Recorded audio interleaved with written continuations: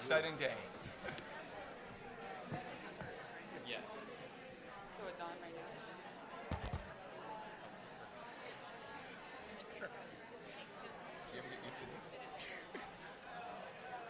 Oh, it changes from time to time. Okay. And now, A little out of control. But, they've been waiting for 6 months for this.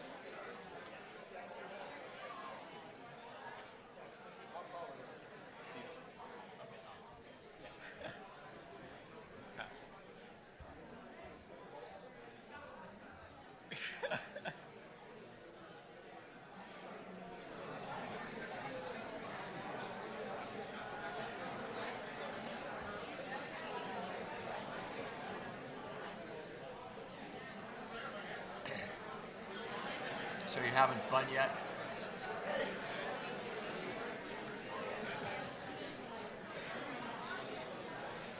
Wow, that's a long time. You don't want to know that answer.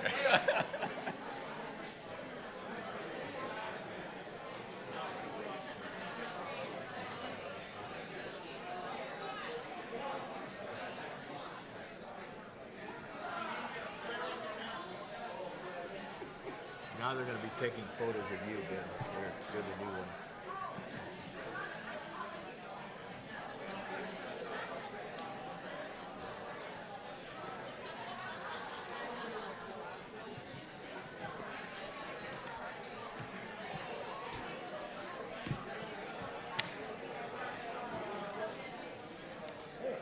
It's cheating. Is that cheating? I'm just kidding.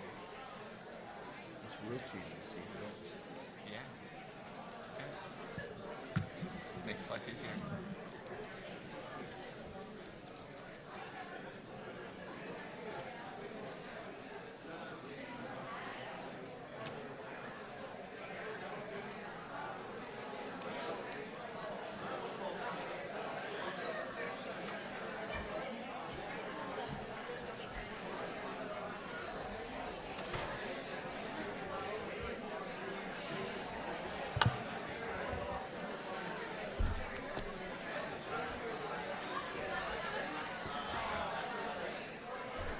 So is it President Fan and Chairman Peterson? I think so.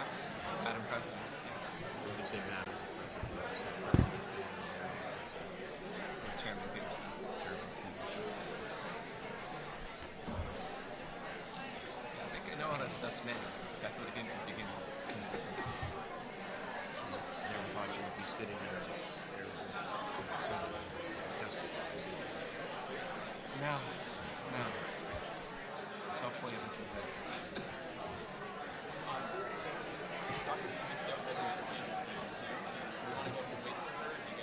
It's a him, and can somebody please reach out to him? Randy Cullen has. Can you tell Mr. Cullen that, please? yes, absolutely. And another thing for you, Senator Harrison's computer mic is going to be on continuously. No, it's after 1. Just get the show on the road. Late. You're also going to have to wait. We're going. It's late. It's after 1. Yep. I think I'm first, but Thank you for letting me know. No, you're not. Sheba's first. Thanks, Allie. that's right. Sheba, because he's going to lay the ground. Hopefully I'll make my job easy. We're always enjoying it. What's I'm sitting next to? I can't hear you with your mask on. Audit. She's amazing. She's incredible. She's incredible. So it's Alice and Salt Lake City. Oh, wait. I think it's probably watching and they all cheered for you. Yeah, well, I- they have fun.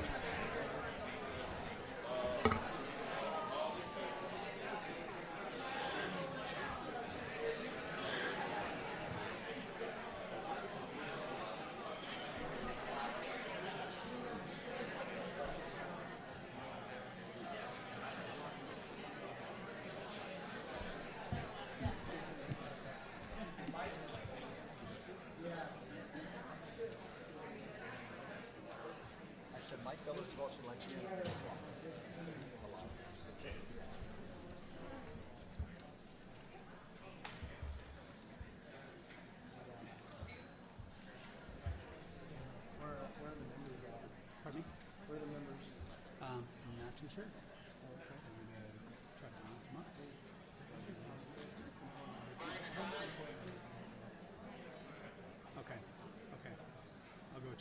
members.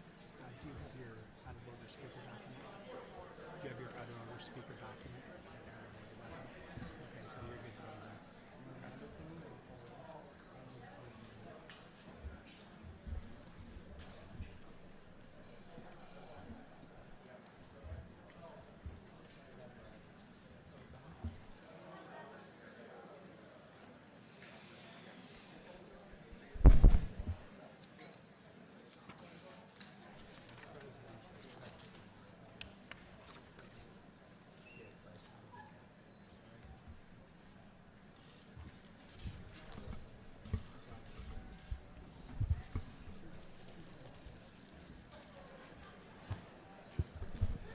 All right. We'll get this show on the road, so to speak.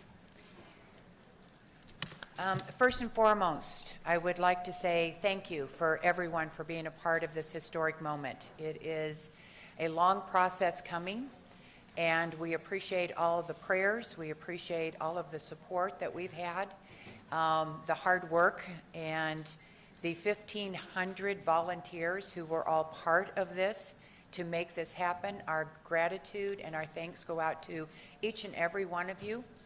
You gave up your vacation times. You hired babysitters to watch your kids. You told your husbands or wives in some cases to make their own dinner, but this was important to you. And so to all of you, we say thank you for being a part of this important task that we undertook. For those of you in the gallery, please know that the Senate has very strict rules here about decorum. We love having you here, but remember that we do not allow for outbursts or public comments from up there. This is a presentation, so it's only fair and proper for the presenters to be able to present all of their information without being interrupted. So we ask that you please keep that decorum in mind. In addition to that, anybody has cell phones, beepers, or anything else that might make some noise, could you please put them on mute right now so that we do not interrupt them.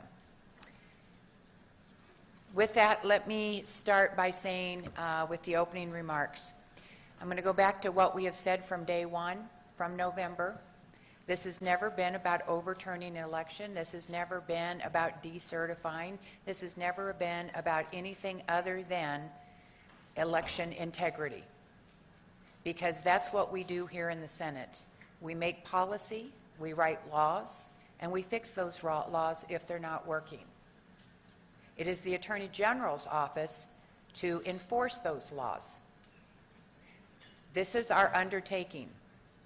If there were any results that came out of this that would have done anything different than what the election returns have said, those are all going to be turned over to the Attorney General's office along with all of the backup information. Our number one goal is to make sure those laws have been followed. Our number one goal is to make sure that we have election integrity here, that when you go to the polls, you know that your ballot was counted, and it was counted fairly, and it was counted accurately, and other people that shouldn't be voting were not voting. That's what this is all about. When we started this, we went to Maricopa County first and said, we have a problem here. We have a lot of people that have serious questions about election integrity, not just in Arizona, but in the entire nation. Almost every state was asking these questions. A poll was done here in Arizona that said 45% of our voters did not have any trust or confidence in our elections. That's a lot, 45%. That should be 1% of anything at all. But that's what the Senate does. We answer to our constituents, we answer to the voters, and it's our job to get you those answers and make sure that you feel comfortable and safe with your votes. I'm very disappointed to see that Maricopa County refused to cooperate with us. I went to them right off the bat. I asked them, please, let's pick an auditor jointly together.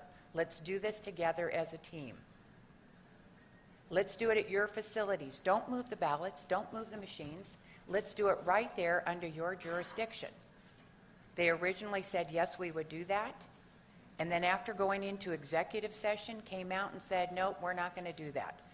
So not only did they not work with us by selecting an audit company, And the audit company that they said they were going to go with, those are people that certify the machines.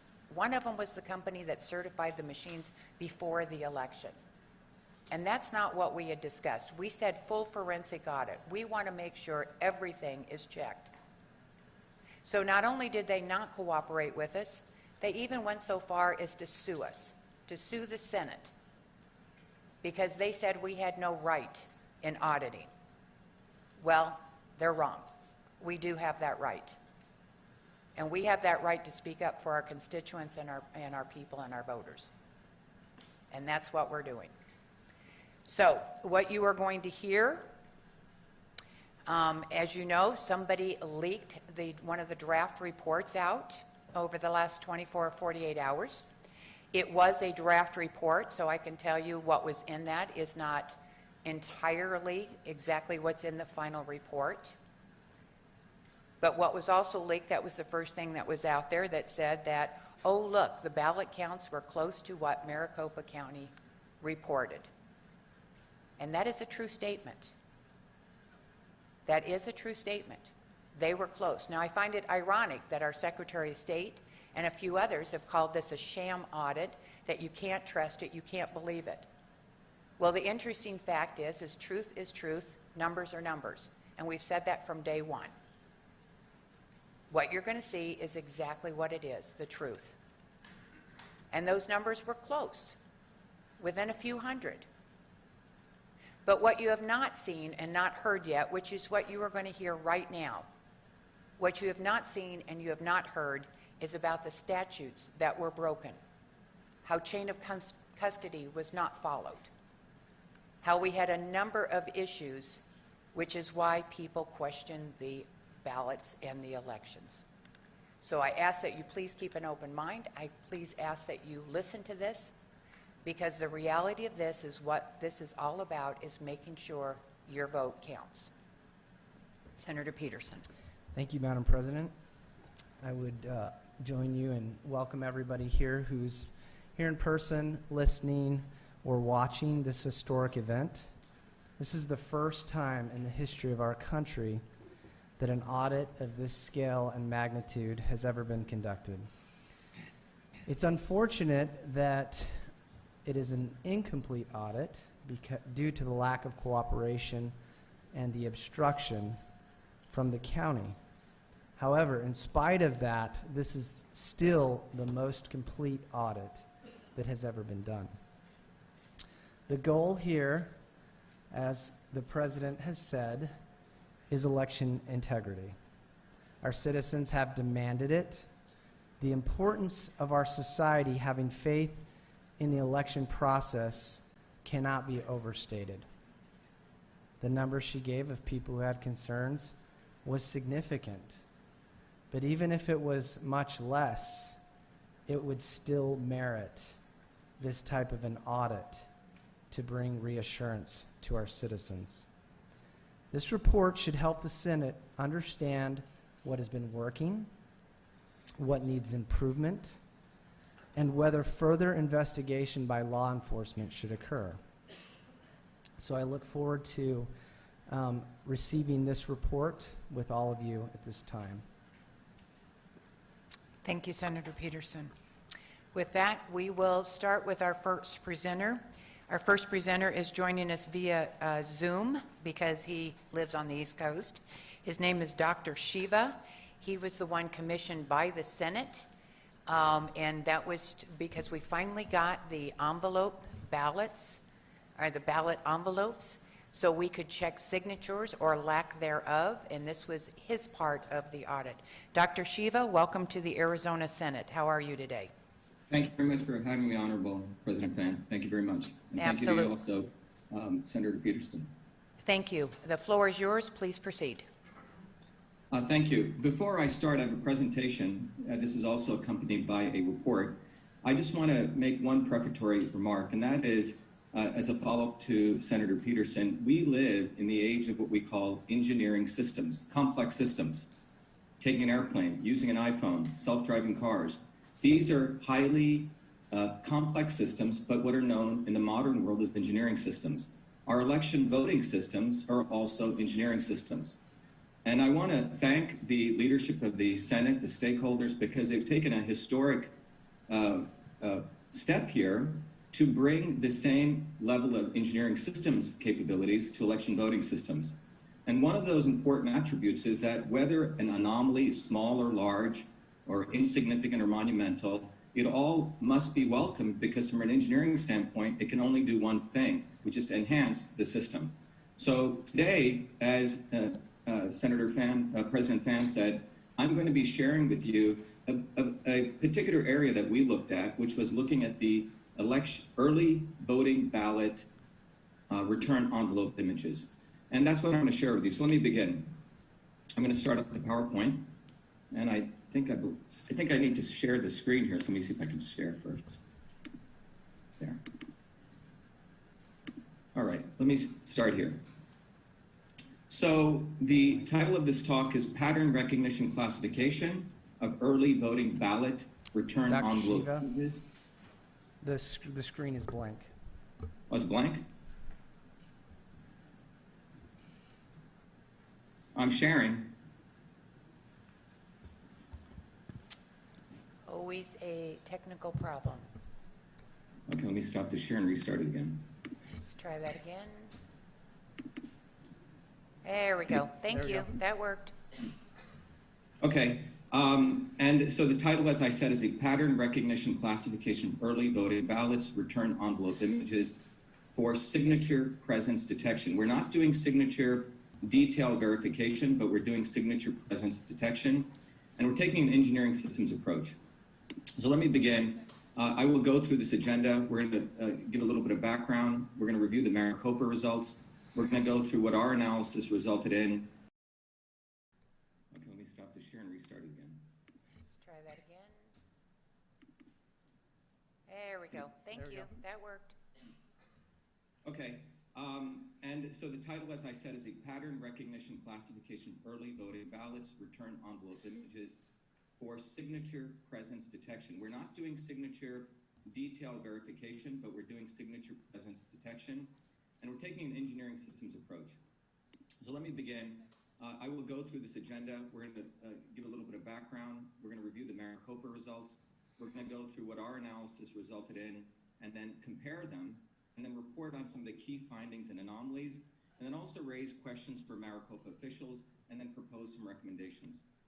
So the executive summary of this, to sort of summarize the whole talk here today, or the findings, is that the early voting ballot, the return envelope, you really want to think about that's really the protected vehicle by which the EVB, which is the early voting ballot, is transported and processed.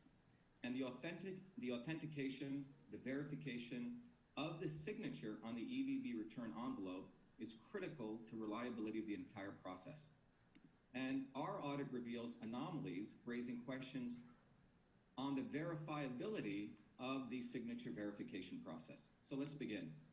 So a little bit of background, you can read more about it, but I was selected, and I was honored to be selected because my background for more than 40 years has been in the field of pattern recognition and classification, particularly system science, and it goes back a long period of time. But just very briefly, you know, in this field, you look at reality. In this case, we're looking at the electronic, the election voting, the early voting ballot system, and then you try to model it. That's typically what science and engineers do. For example, for many years, I looked at how babies were processing sleep and trying to understand their system by looking at sleep patterns. Same in the area of deaf-blind communications. Again, you have the reality, you have signals. Same in the area of looking at a bridge, and you get signals from it. Based on the signals, you're trying to predict what's going on in that bridge. And same if you look at an aircraft wing, without having to open it up, you look at these signals, and you're trying to predict what's going on.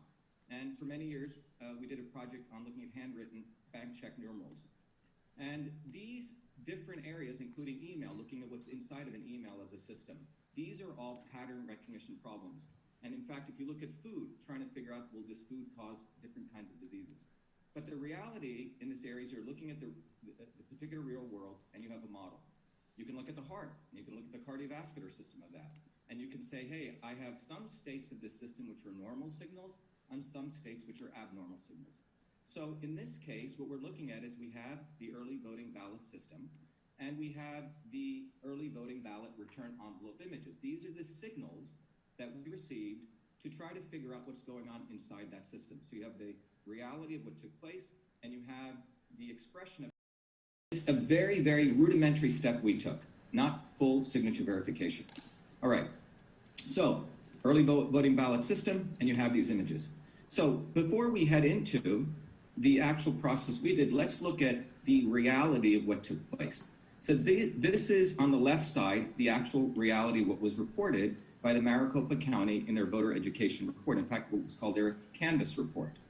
And what we see here, if you look carefully here are the numbers that they reported from 2016, but more importantly, we're concerned about 2020. And in 2020, one of the lines in their report is called the early ballots verified and counted, which has 1,915,487. And the rejected early ballots, which are these numbers, are the ones that were not included in the final count. Bad signatures, which means they went through a signature verification process. And out of that, 587 out of the 1,918,463, which is all of them, were deemed to be bad signatures. And the way we get this number is you take all of the ones that were verified and counted, the ones that were bad signatures, there were some which were no signatures, which were blanks, and then late returns. So to be clear, according to the report, this was a total number of early voting ballot return envelopes received by Maricopa County. To make it a little more clear, we have 1,918,463 total unique EVB return envelopes, of which 1,455 were found to have no signatures. And at the end, there was an amount of 1,917,008 was ready for signature verification. And as a result of that, 587 were found to have bad signatures.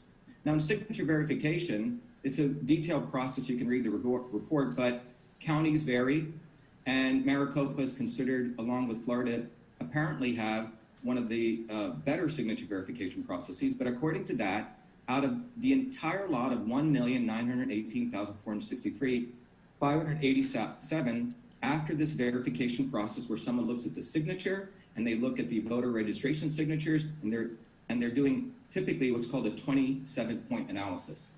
So 587 were found to have bad signatures, 934 with late returns, for a total amount which matches with what was reported of 1,915,487. Okay, so this is Maricopa's reported results to the public. The scope of our audit, I'm going to go through the scope of this audit by also going through the process, so they'll be somewhat educational. When early voting ballots, which some people, which is a subset of those are called mail-in ballots, are submitted, those ballots are imaged, which means scanned, converted to digital images. So the EVB return envelopes, we're talking about the outside, the covering, that important covering within which is contained the ballot, is scanned before they're even tabulated. So the EVB return envelopes are opened and scanned, okay? And those create images. In fact, there are 6 different kinds of EVB return envelope formats. Let me walk you through some of them. And here's sort of a little bit closer, but let me walk you through some of them. So this is a majority of them. We've called them the standard image files. This is for our lingua franca. This may not be the standard language, but for the purpose of this presentation. So this is one way that they look. There are also another set called UCAVA image files, and there's 3 different kinds. Here you have the signature here, the date here, the name of the voter here. Another version of that is a little more complicated. It's more of an affidavit. The signature's here, the name of the voter's here, and obviously we redacted stuff for privacy. And a third type of the UCAVA is type C. So you have UIF A, B, and C. All right? Then finally, we have large print image files, LIFs, and these are for people who have trouble seeing. So the instructions, everything are larger. And then finally, you have the Braille format. So again, 6 different image formats that we had to process. Let me walk you through the counts that we got. We got a drive with all of these images on them. The SIFs, which was the first one I showed you, there's 1,919,598, which is about 99.5%. The UIFAs, 8,849.459%. The UIFBs, 277.014%. And we go to the UIFCs, which are the affidavits, which a small set, which are 0.001%. And then finally, we have the large formats, which are 475, 0.024%, and the Braille, about 29 of them, 0.002%. That added up to all of them. So for the audit, we were provided by the Arizona State Senate 1,929,240. And these were apparently all the EVB return envelopes that Maricopa County got. Okay, what we noticed when we looked at this, which was fascinating, our first interesting, I guess it wasn't an anomaly, but something we were a little bit surprised because we thought the duplicates would have been removed, but there were duplicates in here. So we had to remove duplicates. So out of those set, there were duplicates.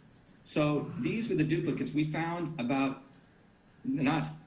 16,934 voters who had submitted 16,934 two-copy duplicates, which means each of those voters submitted 2 ballots, okay, 2 return early voting ballot return envelopes.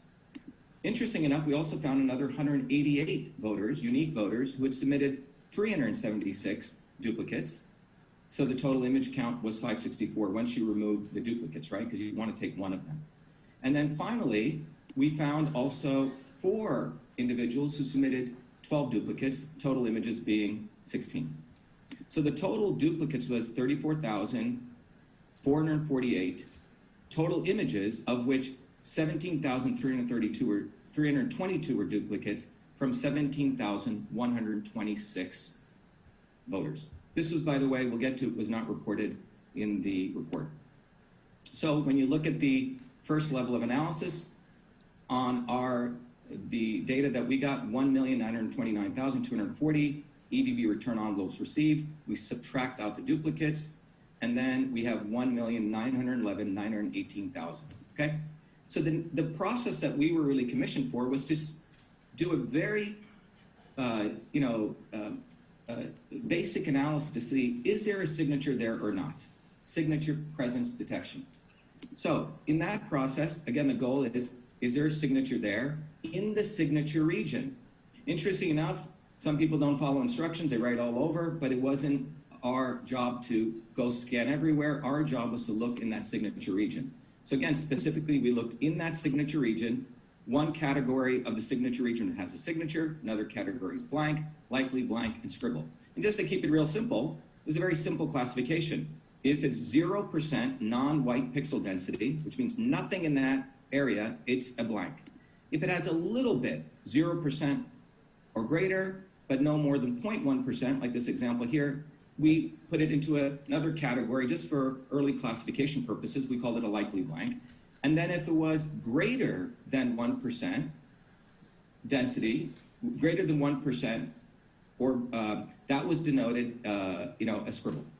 And what's interesting, in anything over greater than 1%, by the way, this should be 0.1% to 1%. Slight mistake here. So this is greater than 1%, okay? So let me repeat, this should be greater than 0.1%, less than 1%. Please correct that. And this is greater than 1%. All right. Then what we did was we did a distribution curve. We looked at all of the ballots and we did a distribution of pixel densities, just to give you an idea of how liberal we were in accepting something as a signature.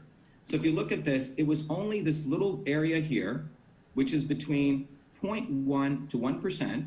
That's a definite non-white pixel density. That's a scribble.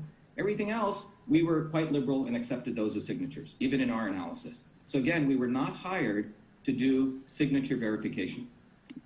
All right. Now, after this, typically signature verification would take place, which is what the county did, and then they would also open up then the ballots and then open up the envelopes and tabulate them. So let's go to our signature presence detection. So we took a ballot, or it could be any ballot. First of all, we classified it into one of these 6 categories. That's what the system did. And then for each one of for 4 of those, we removed the duplicates, as I've shared. And then we looked at the ballots. Once we knew which one it was, we identified what kind of region. We extracted the region. If possible, though this was not part of the scope, we also tried to extract the name. We were able to do that for close to, I think, 99% of them. So we also use different types of classifiers, which is in pattern recognition lingo, for each one of these different kinds of ballots to ultimately put them into one of these 4 buckets. So let's look at the results. So we're first going to look at the non-duplicates, which means all those early voting ballot, EVB to be simple, return envelopes, which were non-duplicates. And here we see predominantly 99.77%, we denoted a signature. Again, anything greater than 1% pixel density. These scribbles we found were 0.13%, okay? 2,420. And the blanks fell into 2 groups, the definitive blanks of 1,771 and the likely blanks of 101. This adds up to 0.1%, okay? Then we also looked at the counts. So of these you had, just to be clear, we had 2,420 scribbles and we had 1,872 blanks. We put both of these together in our sum total.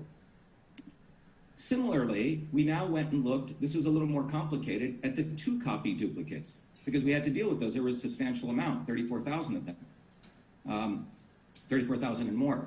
So the duplicate recognition split them into 3 groups, but we had subgroups. So there could be, you have the, if you think about it, the mother and the son, or the mother and the daughter, okay? Or the parent and the child relationship. So one of the 2, one could have been a signature, and one could have had a signature. One could have had a signature, the other could have had a blank. One could have had a signature, that could have been a likely blank. One could have had a signature, and C denotes scribble. If any one of them had a signature, we said, okay, we call it a signature. Alternatively, in the scribble area, one could have had a scribble, the other could have been a blank. One could have been a scribble, the other could have been likely. One could have been a scribble and a scribble. These were denoted as scribbles in the duplicate case. And then finally, you had ones that are blank, blank, blank, and likely blank, and likely blank. Those were denoted as blanks. All right.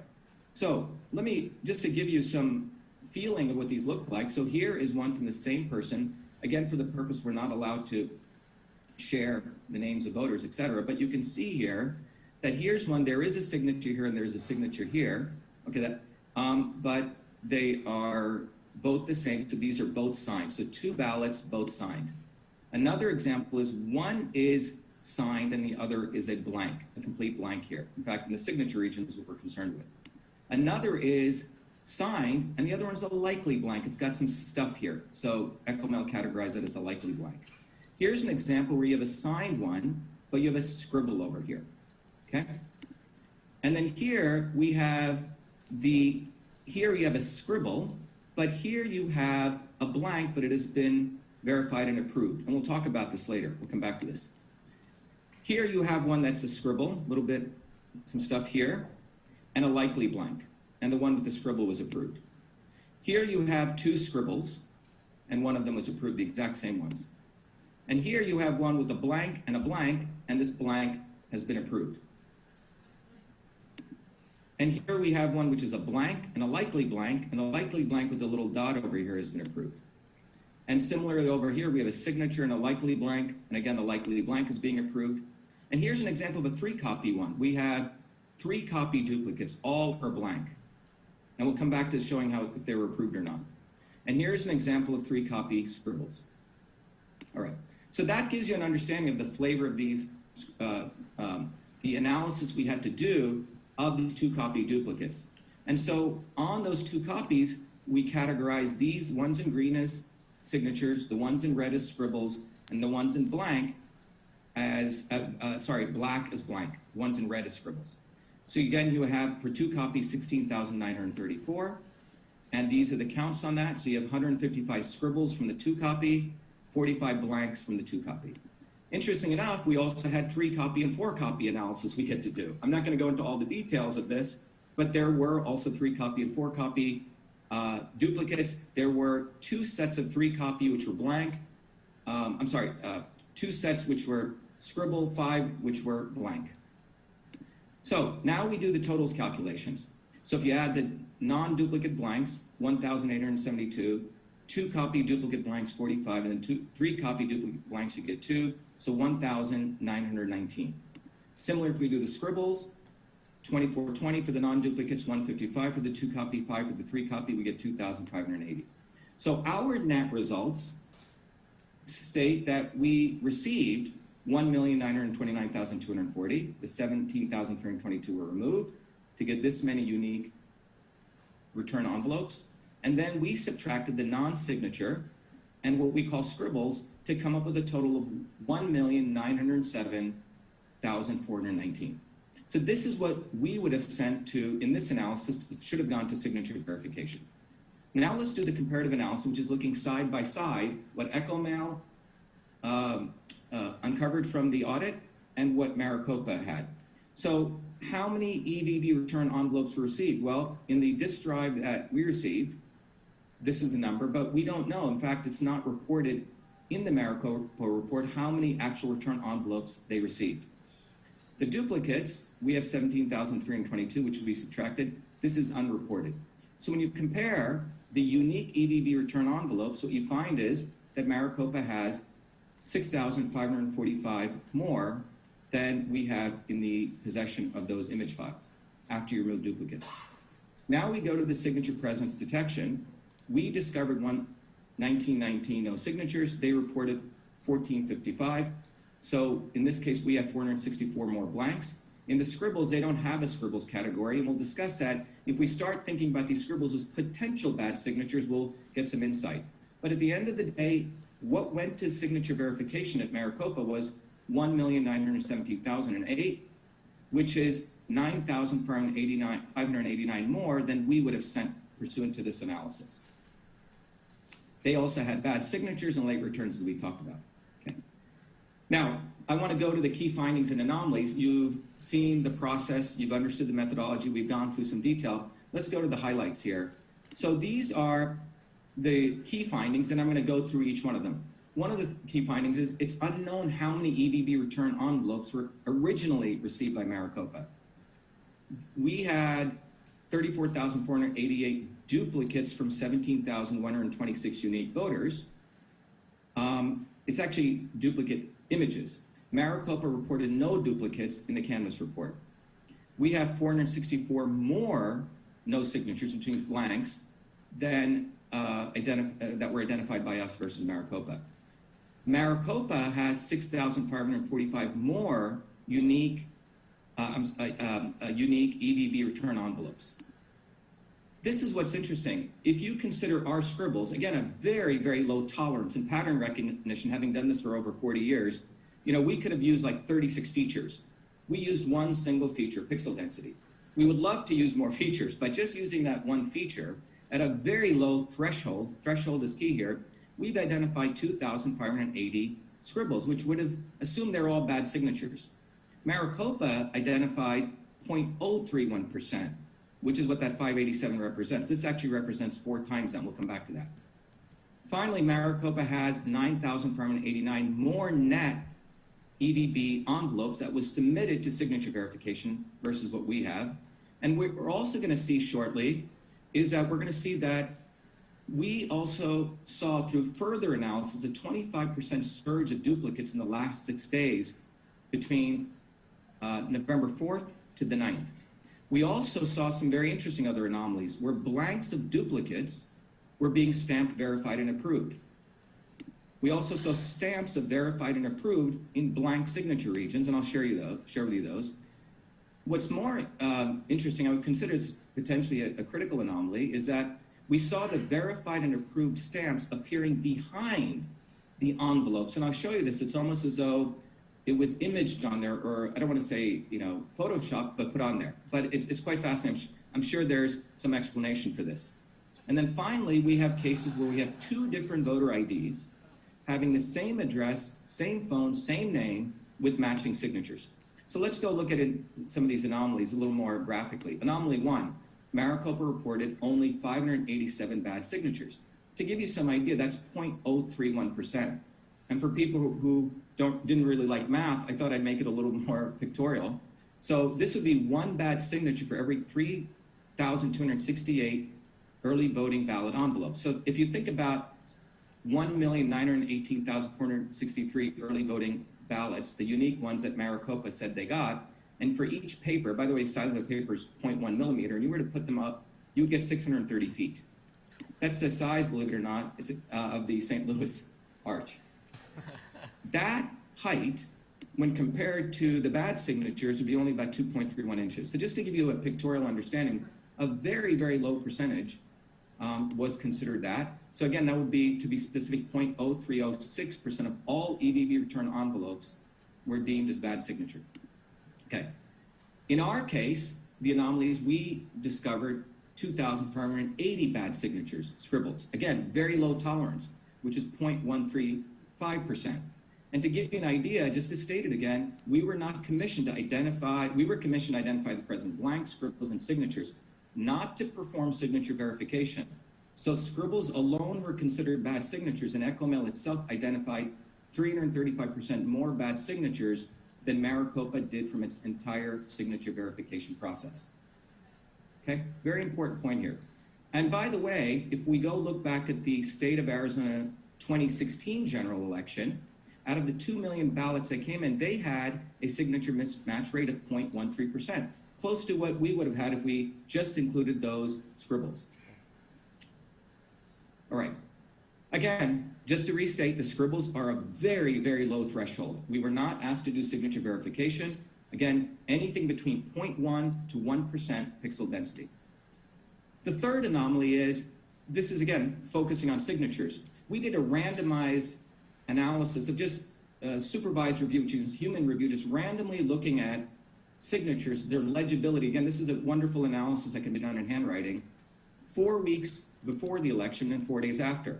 We can't share with you this, obviously, but we found out 4 weeks before, 95% were legible signatures and only 5% were illegible. But 4 days after, 5% were legible, 95% were illegible.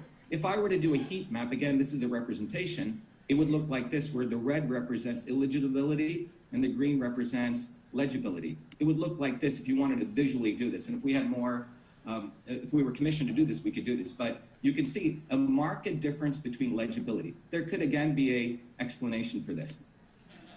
Fourth anomaly, as the EVBs, which means the electronic voting ballot, I couldn't put the word envelopes, but I think you get the idea, increased by 53% in the general election from 2016 to 2020 in Maricopa, bad signatures decreased. Let me explain what I mean by that. So in 2016, which is, in the previous election to 2020, 1,257,179 return envelopes were submitted. 1,456 were considered to have a mismatch with a rejection rate of 0.116. In 2020, we have nearly 52% more return envelopes, but the signature mismatch rate goes down by nearly 56%. So it's gone down by a significant number here, okay, nearly 4 times. So this went up, the other two came down. A very interesting inverse relationship, which would be, again, one of the questions we have for Maricopa officials. Anomaly number 5 is there's no mention of duplicates in Maricopa Canvas report. Again, if you look here, here's a Canvas report. There's no mention of duplicates here. In our case, we found 17,126 voters sent in 2 or more ballots as duplicates, as you've seen before. Anomaly 6 is 25% plus or more of the duplicates came in during November 4th to the 9th, essentially on election day and after. So how did we find this? Well, here's a plot. Again, let me walk you through this. On the y-axis is a number of early voting ballot return envelopes, and we're plotting it by date. And again, this is based on the drive we got, which were timestamped by particular days. So it almost looks like an interesting heartbeat here. So on this day, 10/14, nearly 200,000 envelopes came in. On this day, nothing came in. So you get this interesting heartbeat signal. Then what we did was we said, why don't we, on top of this, layer in the blanks, scribbles, and duplicates? Again, since the axis for the EVBs is higher, that's on the right axis. On the left axis, I've done the totals for the scribbles, blanks, and duplicates. What's fascinating is you notice in the early part, things are following the heartbeat, okay? But somewhere along here, particularly on October 26th, this heartbeat starts sort of separating, particularly the saffron line is the duplicates. So you have the duplicates stop matching in many ways this heartbeat. So here everything stops. So what we did was we did further analysis on the blanks, the duplicates, and the EVBRE. And this is what's interesting. So what we're plotting here is the duplicates as a function of the daily percentage of EVBs. So here's a signal, but what you see is you see suddenly this, what you may call a significant growth in percentage. In fact, in several of these days, there's 96% of the ballots that came in on 2 of these days are duplicates. So there was a serious number of duplicates. In fact, the area under this curve is close to 30%, 25 to 30% of the duplicates came in between November 4th to November 9th. And that motivated us to also on the same plot drop the blanks and the scribbles. And you see the same phenomenon there. Anomaly 7. I'm sorry, I've already gone through that. The next anomaly is we also noted that the EV33 system, which is the system that is the one that contains all the early voting ballots, had 932 voters who submitted duplicates versus the 17,126 that we identified. But what's fascinating is when we matched those 932 voters against our 17,126, only 2,138 voters matched. Let me repeat that again. The EV33, as we understand, we're not experts that this is a system where all the early voting ballots are stored.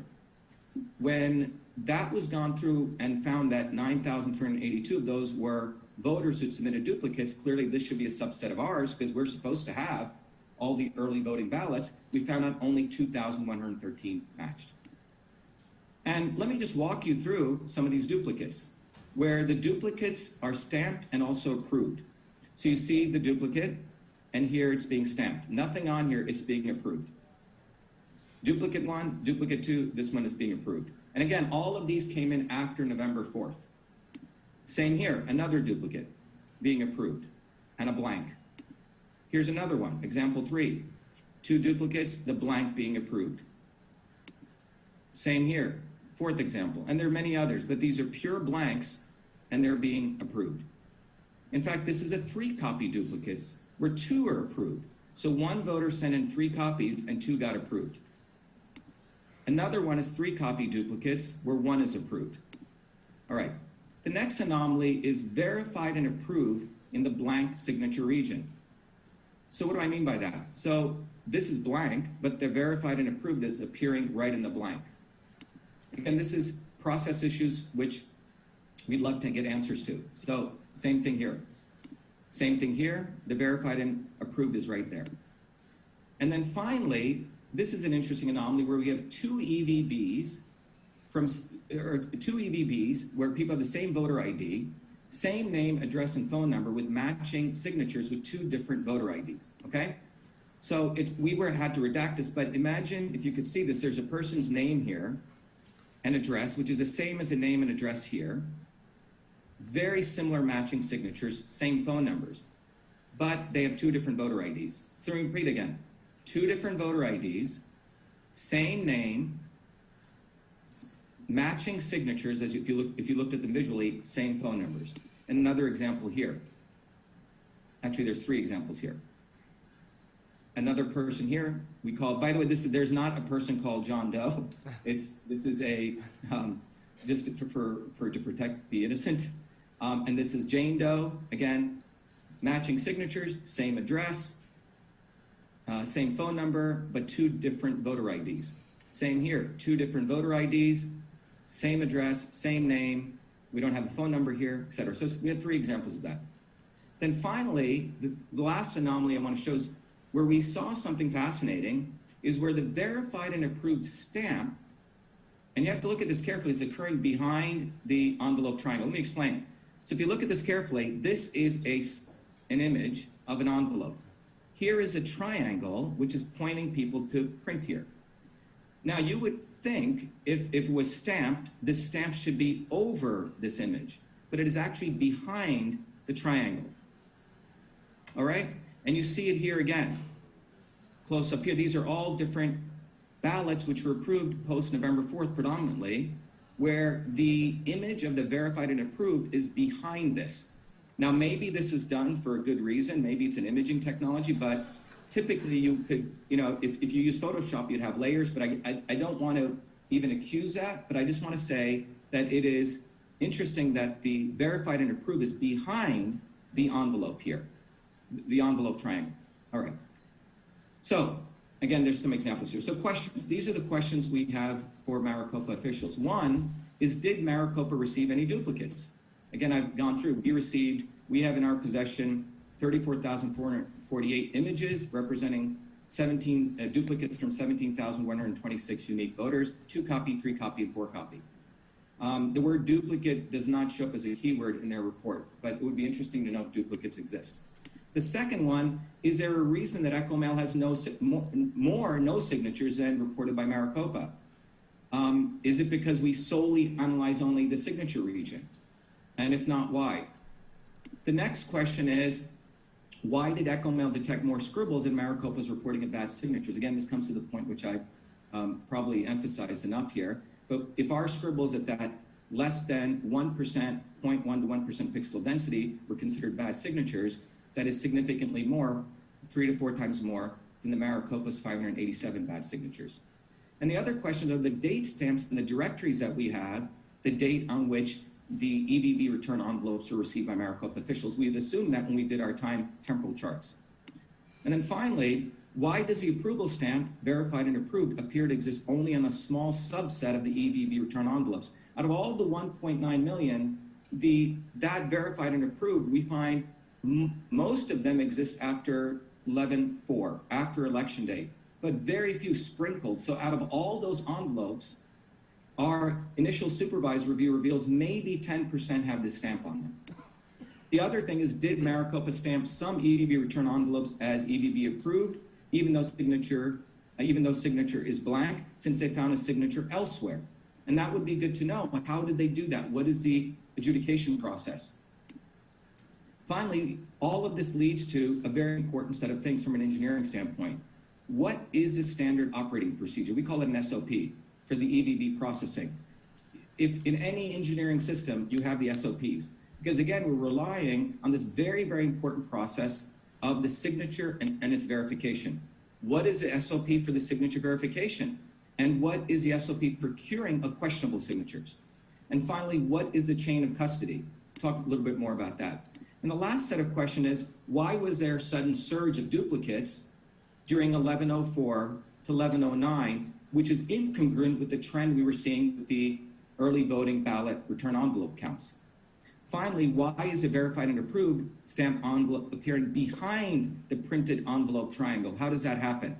Is there some imaging that's done? Are the envelopes printed? I mean, I just have a question from an imaging standpoint.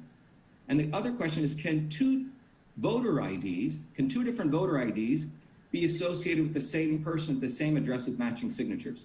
Is that allowed? And then finally, why are blanks being stamped as verified and approved? And then more importantly, why is a stamp verified and approved appearing in a blank signature region? So those are our questions. In conclusion, as I started this conversation, the EVB return envelope is a container of the ballot. It's a very important thing. I mean, if you think about the human body as a system, your skin is what contains you. That envelope is what contains these ballots, a very, very important part. So there's significant opportunities to enhance precision, verifiability, reliability, auditability, and reproducibility. In the world of engineering systems, we call these properties. And these anomalies give us a wonderful opportunity to enhance at least these 5 attributes. So we believe what needs to happen is that our conclusion is a signature verification process, no pun intended, is unverifiable. Okay, we can't really verify this process. And there's a lack of systems integration and reporting. Example, the EV33s, which should have all the early voting ballots, just on the duplicates issue, we haven't had time to do a full systems integration. That wasn't the scope. But even on the ballots, we have far more duplicates than what are even in the system. And currently, to us, because we haven't been able to get access to the standard operating procedures, that is opaque and non-transparent. So the future research we believe that is absolutely necessary is we need to do full signature verification audit, which means do the full 27-point analysis. We have the capability right now. We have everything imaged. If we have if we acquire Maricopa's SOP for signature verification, if we can get their 27-point analysis algorithm, we can replicate all of this and using the algorithm that they have, define an actual false positive, false negative error rate. What I mean by this is this would be a profound opportunity for improving US election processes because this has not been done. You read literature on the left or the right, everyone complains that the signature verification process has significant issues. We have an opportunity right now with this data and the opportunity here to do a 27-point analysis and really come up with an actual rate, which would give us a scientific metric of the confidence value of the entire EVV system. And finally, we need to review the chain of custody. Today, what happens is when a signature is, there's a questionable signature, people call the person, they contact them, and then they have some conversation, which is then verified. Where are those conversation records? Are those tickets stored anywhere? And do we have access to that? That's it. Thank you, everyone. Thank you very much. I'll take questions if there are any. Dr. Shiva, just before you get off here, I think it's really important that we know your credentials. You kind of just breezed through that slide. Can you go back to that real quick and just go over your credentials for everybody so we, that's important for us as we're reading your report. Sure. I appreciate the opportunity to share that. Let me bring it up.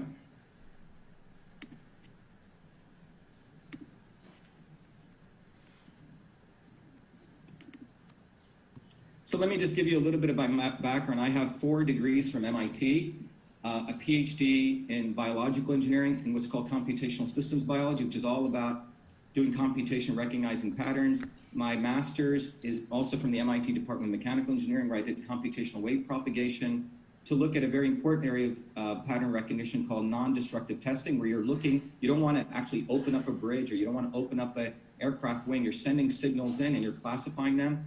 My other degrees from the MIT Media Lab in scientific visualization. My master's, where I also use these same techniques to do some of the earliest complex visualizations for classification. And my bachelor's is in electrical engineering and computer science, also from MIT, where I built for that one of the first cardiology systems for doing pattern analysis cardiology signals. But beyond that, my focus for 40 plus years has been in this field of pattern recognition and classification in biology and medicine, engineering, aeronautics, civil, electrical, banking, and finance, military, across a range of areas, handwriting recognition on bank checks, email analysis. In fact, as a graduate student, I was the only graduate student asked to participate. I won the White House competition for automatically categorizing the White House's email. This is 1993, when email was becoming a consumer application prior to when it was a business application of the email that I created back in 1978. In 1993 was when email actually became a consumer application. The Clinton White House was getting tons of email. They wanted to automatically analyze it. I ended up winning that, left MIT, took a 10-year hiatus, and built EchoMail for pattern analysis recognition of emails. Did a lot of work for many years as an undergraduate, helping deaf-blind analysis of signature pattern analysis there. Currently, I work in a company called Cytosolve, where we're looking at analysis of signals, biomarker signals, to figure out the right combinations of medicines. That company actually got a multi-combination therapy allowed by the FDA for pancreatic cancer. I've written a number of patents, books. Anyone wants to go to vashiva.com and you can look at my biography over there. I've published in the leading journals in the world. Nature Neuroscience is one of the eminent journals in the world. Cell Biophysical Journal, IEEE. These are high-impact peer-reviewed journals. The U.S. Copyright Office delivered me the first copyright for the invention of email. I'm a Fulbright scholar, a Lemelson MIT finalist. I won one of the earliest Westinghouse Science Honors Award. I was a nominee for the National Medal of Technology and Innovation. And I've been invited to give distinguished lectures at the National Science Foundation, NIH, FDA. In fact, in November 19, I delivered the prestige lecture on the immune system, an invited lecture at the NSF where we discussed the immune system. And several years ago, MIT had me deliver their Presidential Fellows Lecture. Thank you for sharing that. You've raised a lot of very important questions for us to get answers to. Thank you, Dr. Shiva. Your report was extremely insightful, and considering the fact that we only got the envelopes just a few short weeks ago, we appreciate you dropping everything, all of your other responsibilities, and jumped on this right away so that this could be accomplished by today's hearing date. So we appreciate that very, very much. Yeah, thank you, Senator Fan. I also want to thank Doug Applegate and Phil Evans, two of my colleagues at EchoMail and the EchoMail team, and particularly all the stakeholders. And again, I want to thank the courage of the leadership of the Arizona State Senate. This will go down in history as one of the most important engineering events, not just an election event. It will go down as a very important engineering event for engineering systems of election voting systems. So I really appreciate the opportunity, and I'm very honored to support this effort. Thank you. Thank you, Dr. Shiva. And for everyone in TV land or whatever, these reports all will be made available in their entirety. They'll be uploaded on the website as soon as we can get them uploaded, so you can see all of these. Personal information will be redacted. And the personal, yeah, just make sure the redaction that you saw was any personal information. We tried very hard to make sure we complied with the court order and make sure anybody's names, addresses that were on there was not available to the public. However, the unredacted version will go to the Attorney General's office so he can seek further investigation on these anomalies. Thank you, Dr. Shiva. Thank you very much. All right, thank you so much. And just also a note, it was interesting, we had received a lot of emails, affidavits, you name it, from people that actually worked at MTech and at the polls, and that they had told us that when it all started, what is it, 27 or 29 points of signature verification, 27, thank you, that's what you're supposed to do is 27 points of signature verification, and at some point it went to 20, it went to 10, and towards the last few weeks we were told that they were told just stop checking signatures, we've got to get this done. So what he's showing us here does in some sense correlate with the things that people had told us, so for what it's worth. Okay, let's go to Doug Logan, Cyber Ninjas. You are going to give us your report, and would you please give us just a tad of your background? Sure. So I'm Doug Logan. I'm the CEO of Cyber Ninjas. I have done cybersecurity work for a lot of major organizations, including Bank of America and JP Morgan Chase. I've done a decent amount of work in the federal government as well. I hold the Certified Information Systems Security Professionals, or CISSP. I also have GX, Web Application Penetration Tester, and GX Certified Incident Handler. I am listed as, I am actually an expert on the Antrim election case, and I have a report that's actually published associated with that that's publicly available from Matt DePerno's website. And I have, of course, been running this audit for the last roughly 5 months. Mr. Logan, could you pull the mic, or could you get a little bit closer to the mic, please?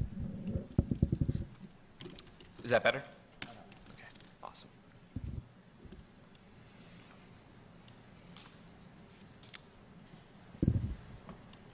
It's not clicking.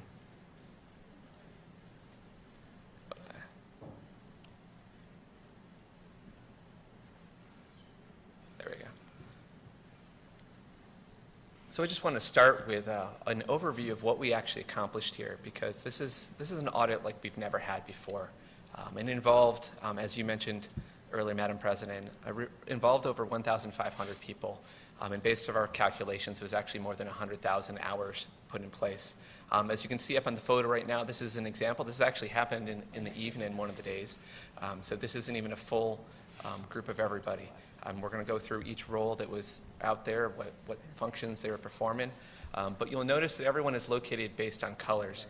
That helped us keep track of where people were and make sure no one was out of place, and help us make sure that we both secured and maintained custody of all the ballots at all times. So again, it was 2.1 million ballots that were processed by hand. That include both tallying and paper examination. Over 1,500 people and like 100,000 hours. Now, security was something that was extremely important with everything that we did here. We had multiple layers of security. We actually had an external perimeter that was maintained by the Arizona Rangers. So as you came in, they would validate that you're on a list of individuals in order to be able to get in. We also had an interior checks, so that as you walked through the door, you came up to a desk where you were both checked for COVID, and validated to be on the list, made sure you had a badge, and all those things to make sure that you were someone that was supposed to be there to even be in the building. All the ballots and election equipment were stored within these cages, and anytime they ever left the cage, they were actually signed out by an individual. So we have a complete signed record of every individual that came and picked up every box. So someone took over custody of that box, and we actually had individuals called runners, and they would run it from the ballot corral, and they'd take it over to whatever table they need to go to.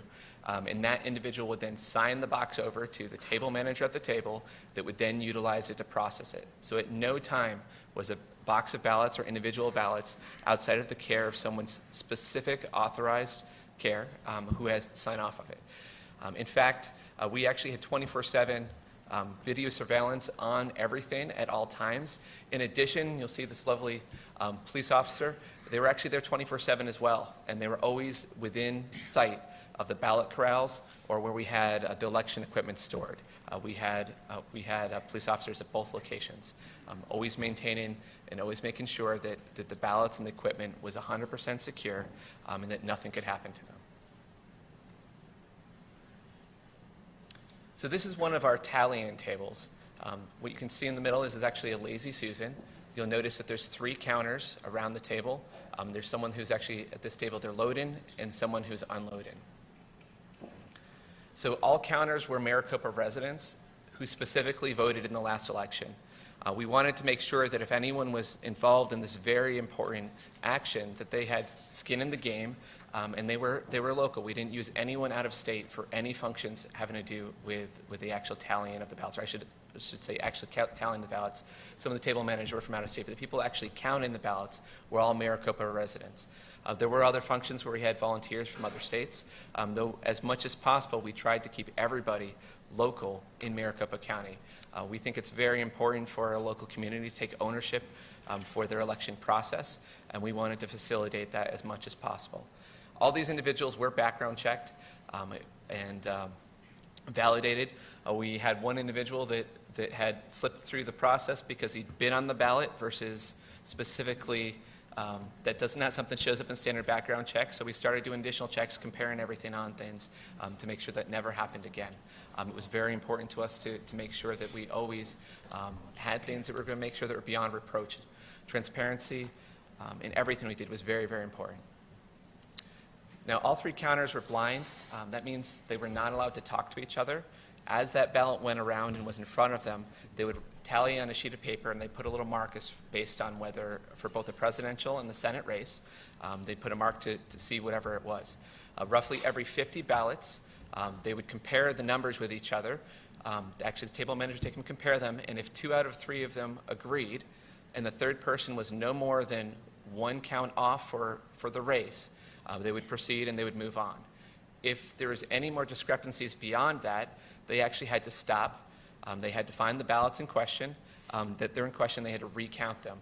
So there was absolutely no way to have speed here without having accuracy. And we found that when we had a brand new table, it was relatively slow. But as soon as they'd been doing it for about 2 shifts or so, their speed greatly increased, and it was amazing at how quickly they could count ballots. In the very beginning of the process, in our first 3 weeks, our fastest, I think that our most ballots we ever counted was roughly 30,000. When we came back and had more of a full shop, I think at our peak we did over 150,000 ballots in a day, and we're routinely doing over 100,000. So the speed, like I said, greatly increased, especially as we work through this. Okay.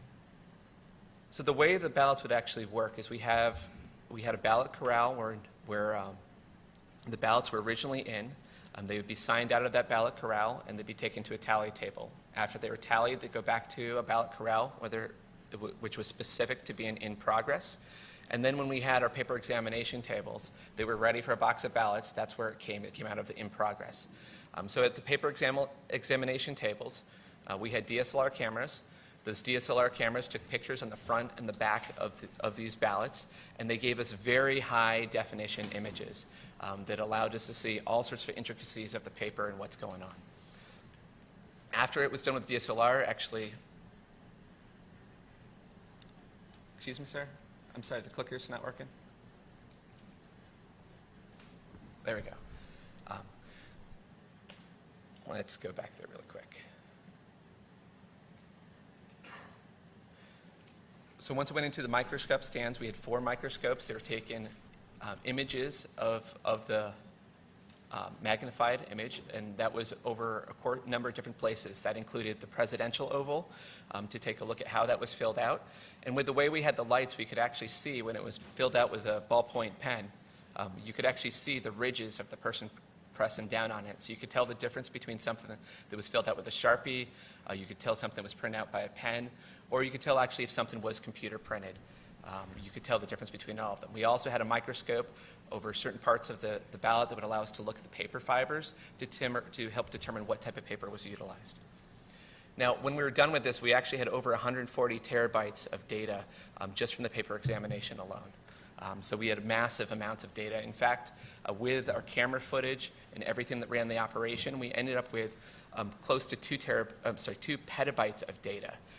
To give you a comparison, that is vastly more data that your average large 1,000-person company has. So we were running a very impressive network here that was completely air-gapped, wasn't connected to anything outside of the floor in order to support this, in order to have all the data requirements associated with it. It was a very complicated operation. So just I want to give a high-level status of where we are right now. So first of all, we've completed the hand counting of all federal races. We've done all the image and microscope capture of all the ballots. We've reviewed and did a comparison of the official results. We've done analysis of the voter rolls. We've done the vast majority of the analysis of the actual voting machines and voting equipment. In progress right now, we are hopeful to soon, with the settlement that the Senate put together, to be reviewing the spun logs and routers based on the settlement terms. We're also hoping that the completion of the paper analysis that's being done will be done very shortly. Now, from a scope standpoint, stopped again. So no longer in scope was the canvassing. That was decided, that was removed. We have the tabular configuration to check internet configuration was something that was not provided. We believe with the other information we have, we'll be able to get similar data, but it will not be the same exact data. We had requested to review the voter roll system, but a lot of the systems are used for checking in for the Cybersecurity system were not provided as part of the equipment that was given us. We had hoped to look at the review of the ICX devices, but again, those had not been provided. We had wanted to look at the provisional ballots, the ones that had not been counted, to count the sealed envelopes to make sure they matched up with everything and made sense. And those, again, were not provided. And we'd also hoped to take a look at the undeliverable ballots to see how many of them were bounced back or what happened to them.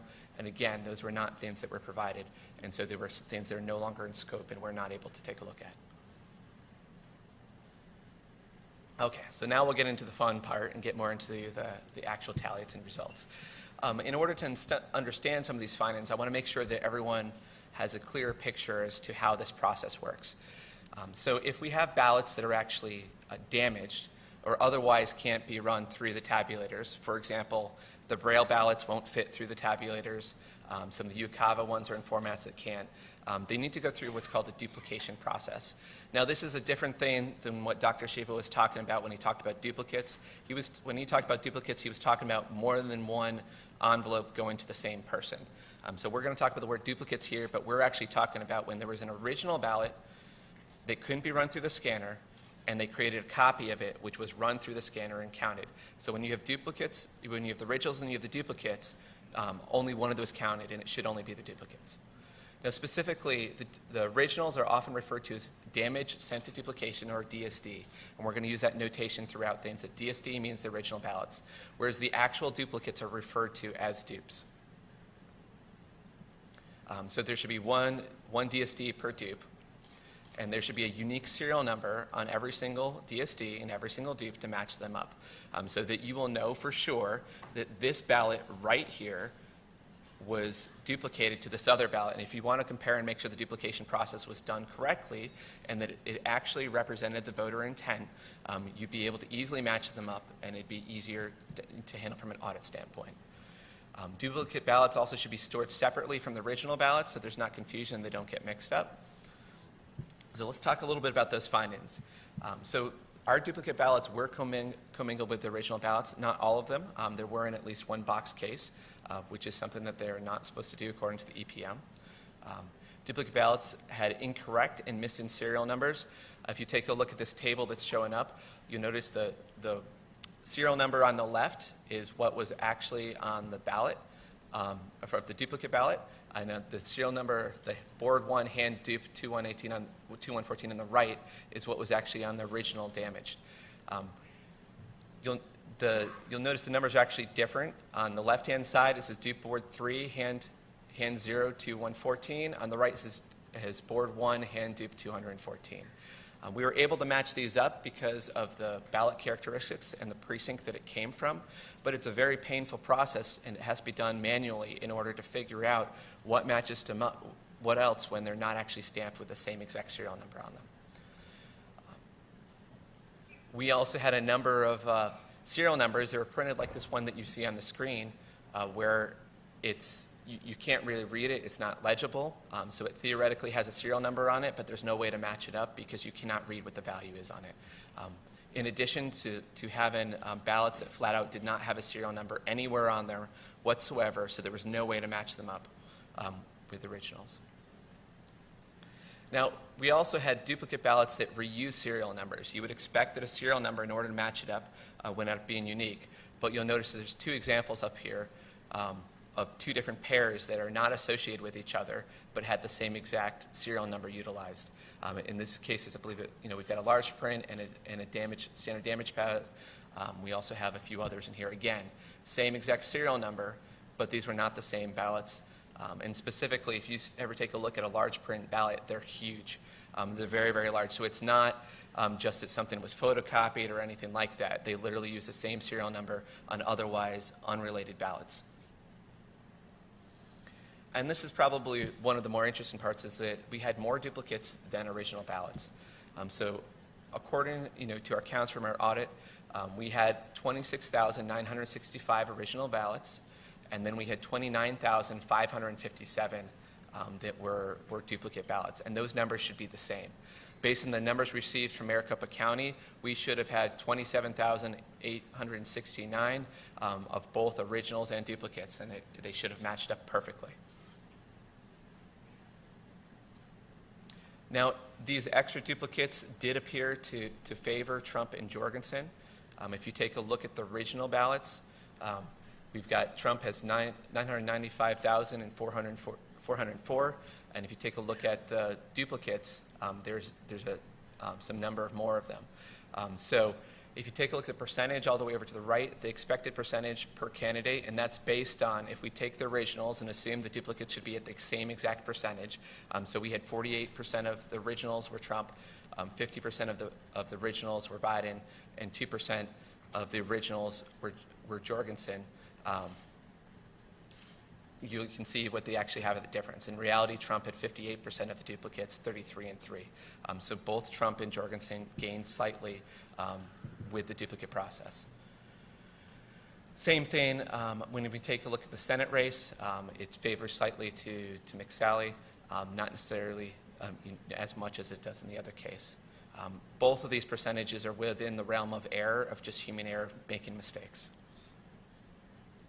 So if we take a look at our final tally results, and we look at the Senate race, it does look like Kelly still shows up as ahead. And we actually run into that we have 541 less for McSally and 60 less for Kelly in the ballot totals. If we take a look at the presidential race, Trump actually loses 261 votes from the official votes. Biden gains 99, and Jorgensen loses 204 votes. And again, these are all very small numbers when we're talking about 2.1 million ballots. These are very small discrepancies. So we can say that the ballots that were provided to us to count in the Coliseum very accurately correlate with the official canvass numbers that came through.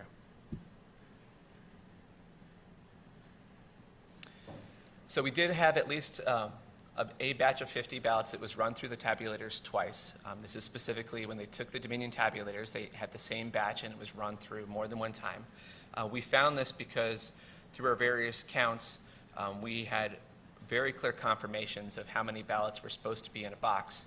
And when we compared our results against the cast vote records, we were roughly 50 off, and that made us go take a look at the Dominion images. And when we compared it to nearby ballots, we actually found that there was a set of 50 ballots that had been run through, I said again, twice. As far as we could tell, with it only happening once, there's no indication as to whether that, we have no clear indication whether it was human error or whether it was intentional. We assume that it's human error because it happened in very small frequency. This is an example of a ballot from two different batches. It's probably relatively small text for people to read, but if you read all the way down on the bottom, it'll tell you that it's tabulator. On the left-hand picture, tabulator 6004, BTC, which is the batch 288, and that's the image 154. And then on the right-hand side, we have, again, same tabulator, but batch number 287, which is one different, and it's image number 5. And we had roughly 50 of them that were in between the two of these.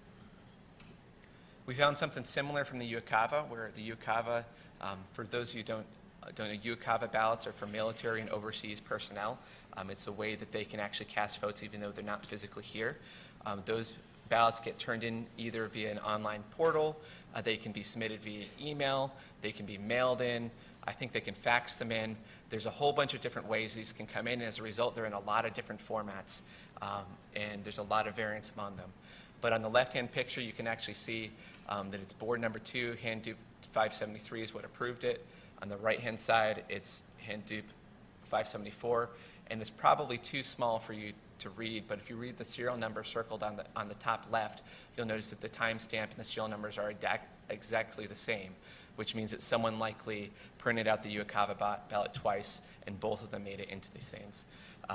We did not find this in a lot of quantities, but the only way we had to look at it was by hand. And there's over 10,000 UOCAVA ballots. Because every single one of these UOCAVA ballots is slightly different form, it's actually even difficult to do it in automated fashion. The only good way would be to go through by hand without some sophisticated processing. Okay, so we're going to talk a little bit about the official results that are actually turned out by the county, and this actually connects quite a bit with some of the stuff that Dr. Shiva was talking about. So from a definition standpoint, we have the official canvass. The official canvass is the official certified results that are put out by the county. It has the tallies of votes per candidate, per precinct, and provisional. It tells what the turnout was for a given precinct and all of that information. We also have what's called, here in Maricopa County, they call it the VM55 file, or the final voted file. It is a list of every single person that showed up to vote. And that's counted both for in-person, whether it's early voting in person or whether it's mail-in, and all of those are kept track of separately. So we have a number of all those different categories of who showed up to vote on any given day. We then have the VM34 full voter file. This is also referred to as say, your voter rolls. This is a list of everybody who should be eligible to vote. And the county in Maricopa seems to make these available roughly on a monthly basis, so that the full voter rolls. So that is your theoretical full list of everyone that may be able to, may show up to vote at a given election. Then we have our EV32 files, or EV32 early vote-in sents. Every single time a mail-in ballot is sent, it's supposed to have an entry in an EV32 file that corresponds with that mail-in ballot that's sent out. Likewise, we have an EV33 file, which is when any type of early vote is returned. Now, this both includes when a mail-in ballot is received and an in-person, when someone comes and votes in person. EV33 includes both of those. You may remember at the hearing that we had a while ago, we had mentioned that the EV32s do not match the EV33s. We were doing a quick analysis in order to justify canvassing, and there were 74,000 that were off. The vast majority of those 74,000 were from early voting in person, and that is why there was not an EV32 associated with it. We have this clarified in our report as well. That was not a purposeful discrepancy. It was just something that was not immediately clear at that point. So just to give an example on how these systems work in order to match everything up. So if we have 10 people who mailed in a ballot, and we had 10 people who voted early in person, and we had 10 people who voted on election day in person, we have 30 votes that are out there. So what this means is we should have the official canvass with 30 votes, And it should be allocated per precinct accordingly. It should be allocated based on the candidates, and you should have your official tallies associated with it. You would also expect that if you went to your VM55 file, you should see 10 people who voted via mail-in because it has different codes based on that. You should have 10 people who voted in person and 10 people who voted on election day, and every single one of those entries should have the name and address associated with the person that matches up with their voter rolls. Likewise, you would expect that your EV32 would only have 10 ballots mailed in it because that was what was sent out, and your EV33 should have 10 people in it from the mail-in ballots and 10 people from the actual EV in person for a total of 20. This is what you would expect in a balanced system. This is not actually what we found when we started comparing all these numbers. All these numbers were different in very different ways, and it's something that creates quite a few discrepancies. So none of these systems actually balanced. We're going to go through these. So our official canvass has 3,432 more ballots cast than the list of people who show as having cast a vote in the VM55 file. Now, I do want to specifically interject in here that we finally heard back from Maricopa County because we asked them about this discrepancy. I think it was at least a week ago, but it was a couple weeks ago. So the day before we were presenting our results, they decided to tell us that those were actually for the protected voters who don't actually, who are either judges or battered women or other individuals who are concerned about publishing their addresses, that is the reason why that discrepancy is in there. I can't validate whether that's accurate or not accurate. This is information that we just received. What I can say is that this sort of stuff is exactly why with audits, usually the organization you're in the process of auditing cooperates and works with you. And it would have been, would have been extremely helpful in order to get feedback and work through them through this entire process. Now, we do have 9,041 mail-in voters showing returned ballots, more returned ballots in EV33 than they were sent in EV32. Sounds like Dr. Shiva found something very similar to this as well. So specifically, we found they were mailed one ballot, but somehow 2 ballots were received, which I do not know how you would have 1 ballot sent and 2 received. The assumption would have to be that it's a clerical error or there's something else going on. It's not clear how you can have that happen. 277 precincts show in the official canvass as having more ballots cast than people showed up to vote, for a total of 1,551 excess votes. Again, the county has explained to us that the same reason for the VM55 difference they're saying is the reason there. We have not had a chance to validate that.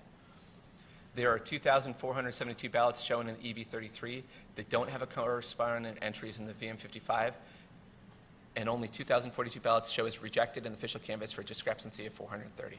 So let's walk through this really quickly. So if something is in the EV33, that means that an early vote was received. And we have the individual's name and the voter ID associated with it. So if an EV33 was received, you would expect that if it's not in the VM55 file of who voted, then it had to be a rejected ballot. Just makes logical sense. It has to be a rejected ballot. But there's 2,472 that show in the EV33, but there's only 2,042 ballots that show as rejected. So there's a discrepancy of 430. Again, just another place where these show that they don't seem to match up.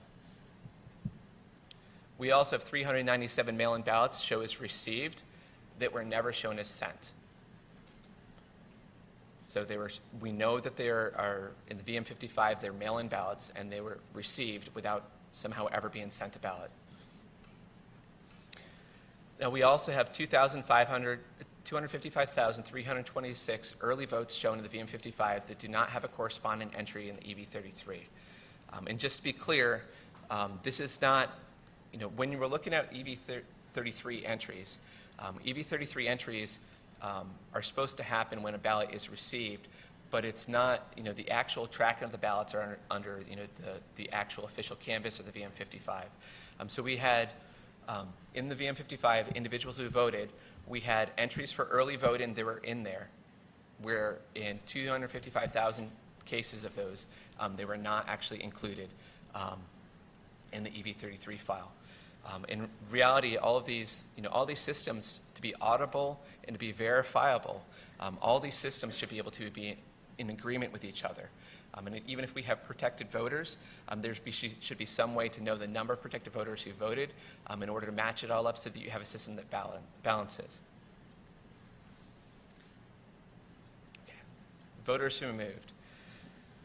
So we took a look at the entire list of individuals who voted, and specifically that was from the VM55 final voted file, and we ran it through a commercial database called, put out by Melissa, called Personator. And Personator is a best-in-class identity system that helps check addresses and make sure they're associated with the user. It'll show prior and current addresses. It'll track move dates. And it'll actually also track date of birth and date of deaths. So we went and took the voter rolls and we compared them against this to see how many people might have moved and based on statute should not have necessarily cast a vote. So the first thing we found is that 23,344 voters who voted via mail-in ballots, even though they showed in Melissa as having moved from that address. And we wanted to make sure we accounted for the circumstances where a college student might have moved away from home or a family member might have moved somewhere else. So we actually eliminated all the cases where someone was still at that residence that had the same last name. That's how we came up with 23,344. So if your mail-in ballot is sent to an address that you no longer live at, there should be no way for you to receive that mail-in ballot. At least it's generally not a way for you to reset mail-in ballot because mail-in ballots are legally not allowed to be forwarded. So it can't be forwarded to your new address. So the only way this situation could happen legally is if you know the if you know the current resident and you're able to meet with them and pick up your mail-in ballot or somehow have some other arrangement to pick up your ballots were there. But still, 23,344 people voted when they should no longer have access, would not normally have access at that given address.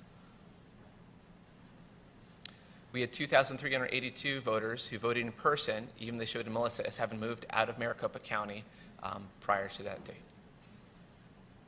We have 2,081 voters who moved out of state in the 29 days before the election and appeared to be given a full ballot, which should have been, if anything, if they voted at all, it should have been a president-only ballot, where literally the only option on the ballot would have been president.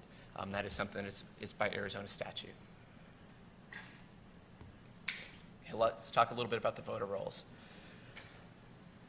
So registration dates do not generally change in your voter rolls. So this is your day of registration, unless it's to correct a mistake. And this is something that we received out of the actual recorder's office. They told us that those dates should not generally be changing. Your date of registration should be your date of registration. And it says there at the end, the only time a voter may have two dates of registration is if the registration has previously been canceled and the voter registers again. The original record would be canceled for a variety of reasons, and then they'll have a new record with a new date of registration. So the old record should not exist, and it should not have a date of registration change. Likewise, we have this thing called AFSEEK. And AFSEEK is actually a unique identifier that is a reference to a transaction. So for example, if you went and you needed to change your address, you would fill out a form, and when you filled out that form, you would turn it into the recorder's office, and they would image that, and they would process it. And when they processed it, they would assign it a unique identifier. That unique identifier actually gets stored in your voter rolls as the latest one, and it is specific to that change request. So those should be unique. You should not even have it twice in your voter rolls. It should only happen once, and it should not be shared among multiple individuals.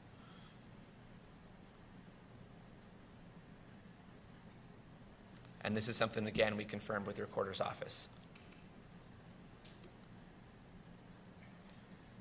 Now, we also have a statute that says complete names should be used, and I'll get into our findings that we have here in a second. So we had as many as 5,047 individuals who voted in more than one county for up to 5,295 additional votes if these are duplicates. Now, I will tell you that these individuals had the same name, first, middle, and last name, and the same exact birth year, because that's what's in the voter rolls. But if you have an extremely common last name, which can happen, some of these may in fact just be individuals with the same exact name and the same exact birth year. We have no way to validate that 100%. We had 393 voters with incomplete names that voted in the election. This included individuals with last name only. Last name is just an initial. There's no last name, or first name is just an initial. And again, there are some individuals who in some cases this could happen, but this is not a frequent thing that you typically see. We also had 198 individuals who registered after the October 15th cutoff and yet still voted in the election.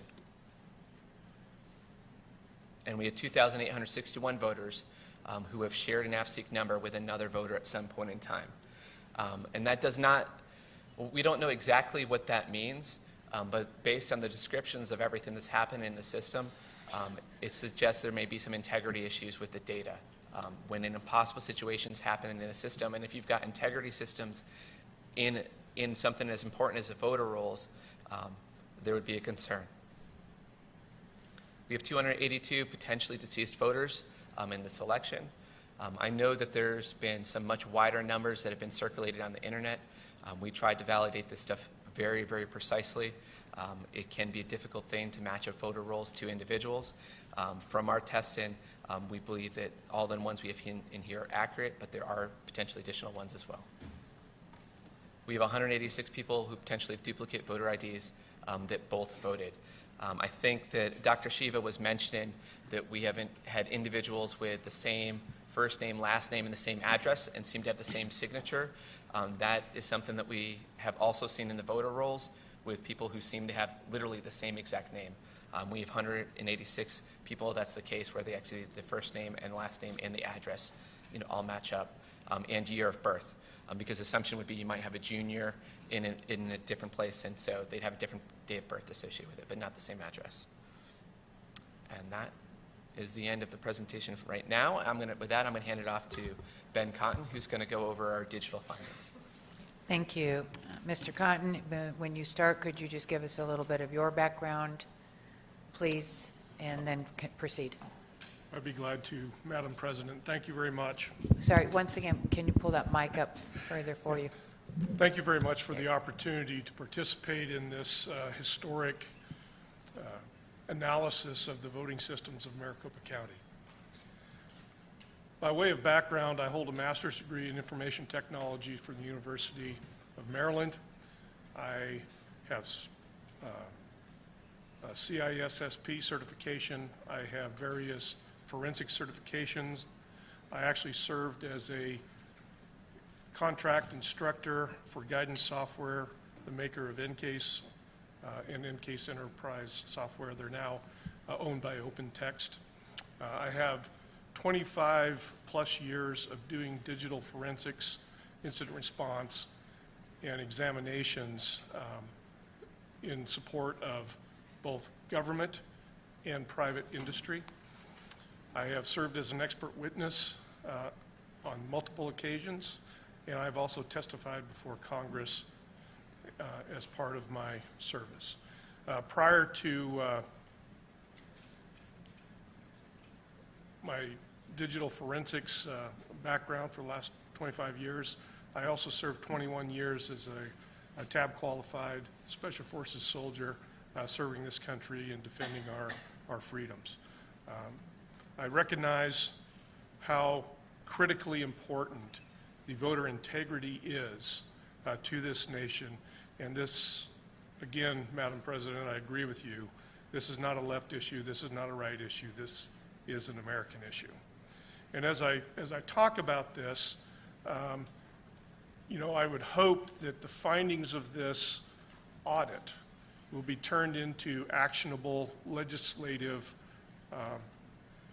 meaningful product that we can move forward and secure these elections moving forward. So as I talk today, people may have heard some of my previous testimony. And this is not working.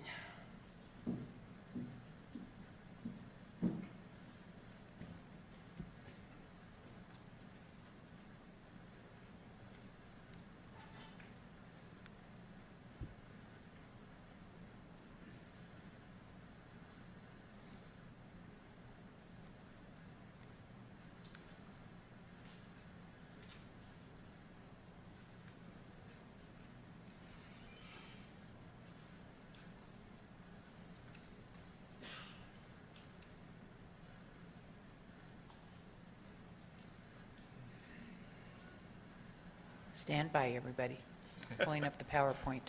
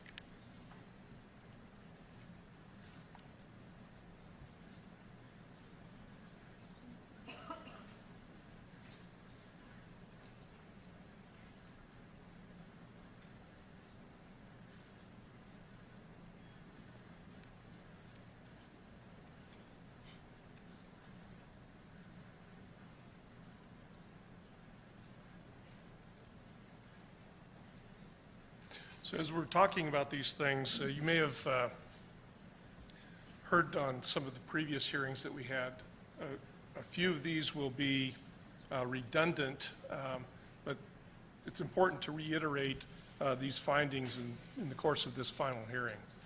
So we'll talk about the withheld devices and data and how that impacted our ability to provide a complete report to the Senate here today. We'll talk about the cybersecurity issues that we have found, the hardware configuration control issues, file deletions, the failure on the part of the county to preserve election artifacts, anonymous logins, and I might add atypical anonymous logins that are present on the systems, the listening ports and attempted connections on boot up, and internet connections and internet history that was found on these devices as part of the course. Next slide, please.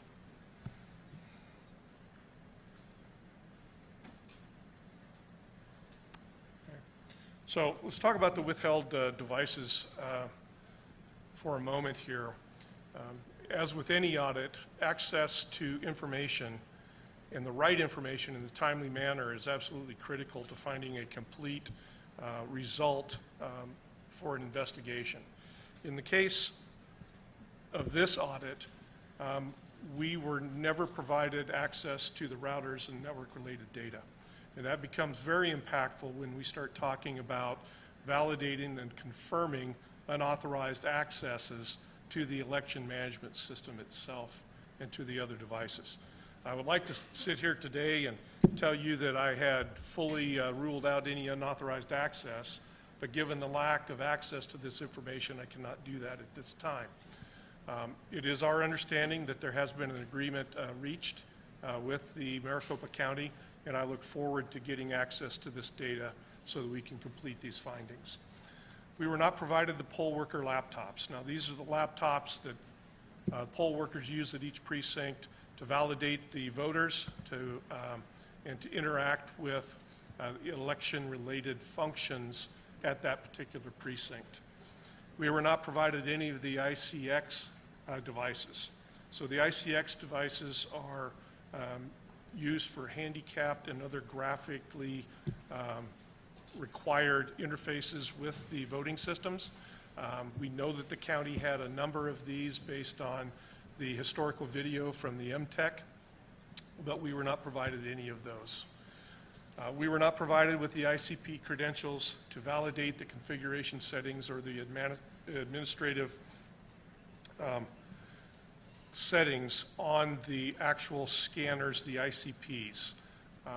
This was critical and a significant short finding in that I cannot sit here today and tell you whether or not the wireless modems were enabled and connected to the internet at the time of the vote. And I cannot sit here and tell you today what the status was of the LAN connections that we know were inherent to those devices as part of the purchase from, or the lease from Dominion. Okay. let's go a little deeper into the cybersecurity issues as we found them. Actually, you've skipped a slide, or no, I'm sorry. So let's talk about the, go back one slide, please. Let's talk about the cybersecurity issues. Now, the Department of Homeland Security has a division called CISA, and CISA has a recommendation that's published on the internet for how to configure and manage election systems that is freely available, and it's recognized as kind of the gold standard for securing an election system. I will tell you that every item up here is part of that recommendation from CISA. I will tell you that in Maricopa County, they failed to perform basic operating system patch management functions. Now let me explain that for a bit. So if you have a home computer, you realize that every Thursday or Wednesday, depending on your cycle, Microsoft will release a security patch to correct vulnerabilities that have been discovered since they released the operating system and it was installed on your computer. Okay. The last time that the operating system was patched on the Maricopa County election systems was the date that they installed the Dominion software, which was the 6th of August of 2019. Okay. So at the time of election, it had been over a year since that system had been patched. We found that that was also the same case with the antivirus definitions. So we know, as part of this world that we live in, that people are coming up with new ways to hack a system, to exploit vulnerabilities and get unauthorized access to the systems, and they're doing this continually. All major security vendors update their antivirus at least on a weekly basis to make sure that we can protect our systems from these newly originated vulnerabilities and exploits. The last time that the antivirus had been updated on the Maricopa County systems was the 6th of August 2019. Okay. Now, Maricopa County did release a statement saying that if they had patched the operating system or if they had updated the antivirus, that would have invalidated the EAC certification for the voting system itself. Obviously, there are a couple of issues with this position. And the first one is that we are relying on a certification system that would impose obsolescence instead of security in the very act of trying to secure a voting system. That is nonsensical, and it should never occur. So if that is in fact the case, we need to take a very close look at what we're relying on to validate and certify these election systems and software to ensure that we're not certifying guaranteed obsolescence of the system. Now let's assume for a moment that what Maricopa County said was true, that they could not update those systems because of this certification issue. There are a couple of problems with that as borne out by the artifacts on the actual EMS server itself. So if that is true, then that would mean that no new executable files, no new dynamic link libraries could be created or modified on that system after the date of the software installation, which once again was 6 August 2019. What we found is that there are 4 executable files that were created after this date of Dominion install. There were 45 executable files that were modified after this date of install. There were 377 dynamic link library files which were created after the Dominion software install. And there were 1,053 DLL files that were modified after this date. So if we assume that what the county represented is true, then in fact, that voting system would not have been certified at the time of the election. Let's talk a little bit about log management here. So there is a federal statute that requires the preservation of election-related materials for 22 months after the date of the election. That applies not only to paper, but that also applies to digital artifacts. Maricopa County failed to preserve the operating system security logs to cover the dates of the election. They provided security logs early in the audit process, but they did not provide the Windows security log itself. When we examined the EMS server, we found that the dates covered by the security log only went back as far as the 5th of February 2021. Now, there's a couple reasons for that, and we'll go into those later. But the bottom line is that they failed to preserve those logs, or at least those logs were not turned over to the auditors. And so I'm assuming, since they were part of the subpoena, that those should have been provided had they been present. Okay. Next item there is credential management. This is probably the most offensive item on this list to me because it carries such a huge impact on the securability of a system. What we found is that for the election management system, the adjudication systems, the ICCs, and all of the voting-related systems, they all shared a common password for both user accounts and for administrative accounts. And just to be crystal clear, software or any effort to establish and monitor a host baseline of programs and processes. Furthermore, we did not see any log aggregation or methodology by which to establish and monitor the network communications for this system. There simply was none of that software present on any of these devices. Next slide, please. We also saw and detected that there was a failure in hardware configuration within the voting system. Now, what you're seeing right here is the system, the acquisition photos for the system that was identified as the Adjudication 2 workstation. Okay? Now, you will see in that picture that there are 2 hard drives that came out of that system. It's not uncommon to have 2 hard drives in a system for data storage, et cetera, et cetera. However, both of those hard drives are bootable. Okay? So what that means is that you can boot from a hard drive that is not part of the election configuration and have access to the election network. Okay? Very important. Okay? It's clearly not an approved configuration.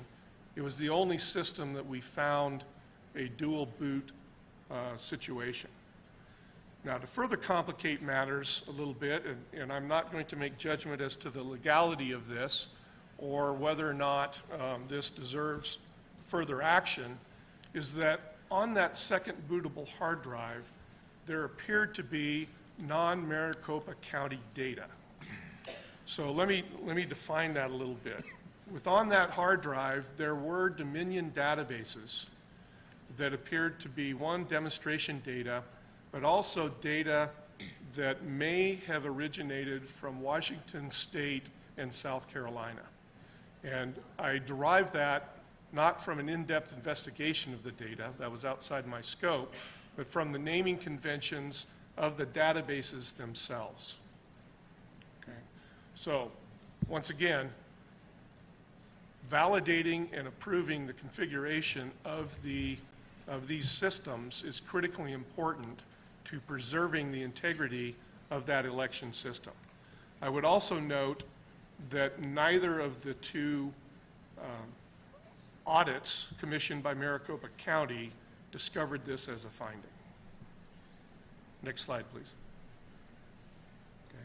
These are simply some screenshots of that data from the forensics platform.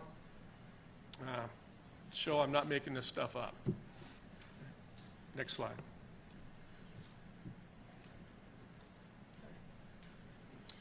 One of the challenges that we had was actually the accountability of deleted items. We'd talked about deleted items before, but let's be crystal clear about this. From the EMS, which is the Election Management System server, on the C drive, there were 865 directories and 85,673 election-related files deleted between 10/28 and 11/05/2020. Now, those files included S-logs, which are the logs that are created on the tabulating systems that record the vote. They included scanned images of ballots. You'll actually see a ballot there in the lower left. And they also included some log files. So what is difficult to determine is that I know they were deleted. What I don't have is any accountability or any ability to track from a evidence management perspective how those deleted files were treated and what happened to them, if they were archived or not, okay? I simply don't have any record of those files being hashed with an MD5 hash to preserve the integrity of the file, or where they ended up going. Next slide, please. One other item there is that there are a .dvd file, and those are actually the results of the election totals off of each tabulating device. And those were part of the deleted files that were removed from the EMS. From the, so the EMS actually had 2 hard drives. Well, they had 6 hard drives configured into 2 logical drives. So the second logical drive was called the D drive, and that contained all of the election database, both historically and should have contained the information for this 2020 general election as well. You'll note that there were 9,571 directories and 1,064,746 election-related files deleted between the 1st of November 2020 and the 16th of March 2021. Okay? Once again, those same files, the S-logs, the DVDs, the actual scanned ballots. What you see there is a ballot that was deleted on the 1st of November that happens to be for one of the presidential candidates. Okay, next slide. Maricopa County also utilized what are known as high-pro scanners, and these are very high-capacity, very large scanners. We found that there were significant amounts of deleted files on 3 of those. On the High-Pro 1, there were 304 directories containing 59,387 files of election data that were deleted from the High-Pro Scanner 1 on 3 March 2021. Now, this becomes kind of important because part of our analysis was to look at the interaction of these scanners, these systems, and how data flowed. You'll notice that that's about a month and a half before they turned that over to us. Next slide. You see a significant amount of deletion on High-Pro 3 on that same date. 1,061 directories, 196,463 files containing election data deleted on that particular date, on 3 March as well. Next slide. And on High-Pro 4, you see the same high volume of deletions on the 3rd of March. Now, once again, this may be part of a normal process with how they handle votes, but the timing of this becomes a bit suspect, as well as the fact that we didn't see these deletions on High Pro number 2. And once again, I don't have a chain of custody for what happened to these votes after they were deleted. Okay. It may be a plausible explanation. I simply don't know at this point. Okay. Next slide. Let's talk about the failure to preserve the operating system logs. As I explained earlier, the earliest time frame that was covered by the EMS logs, security logs, was 5 February 2021.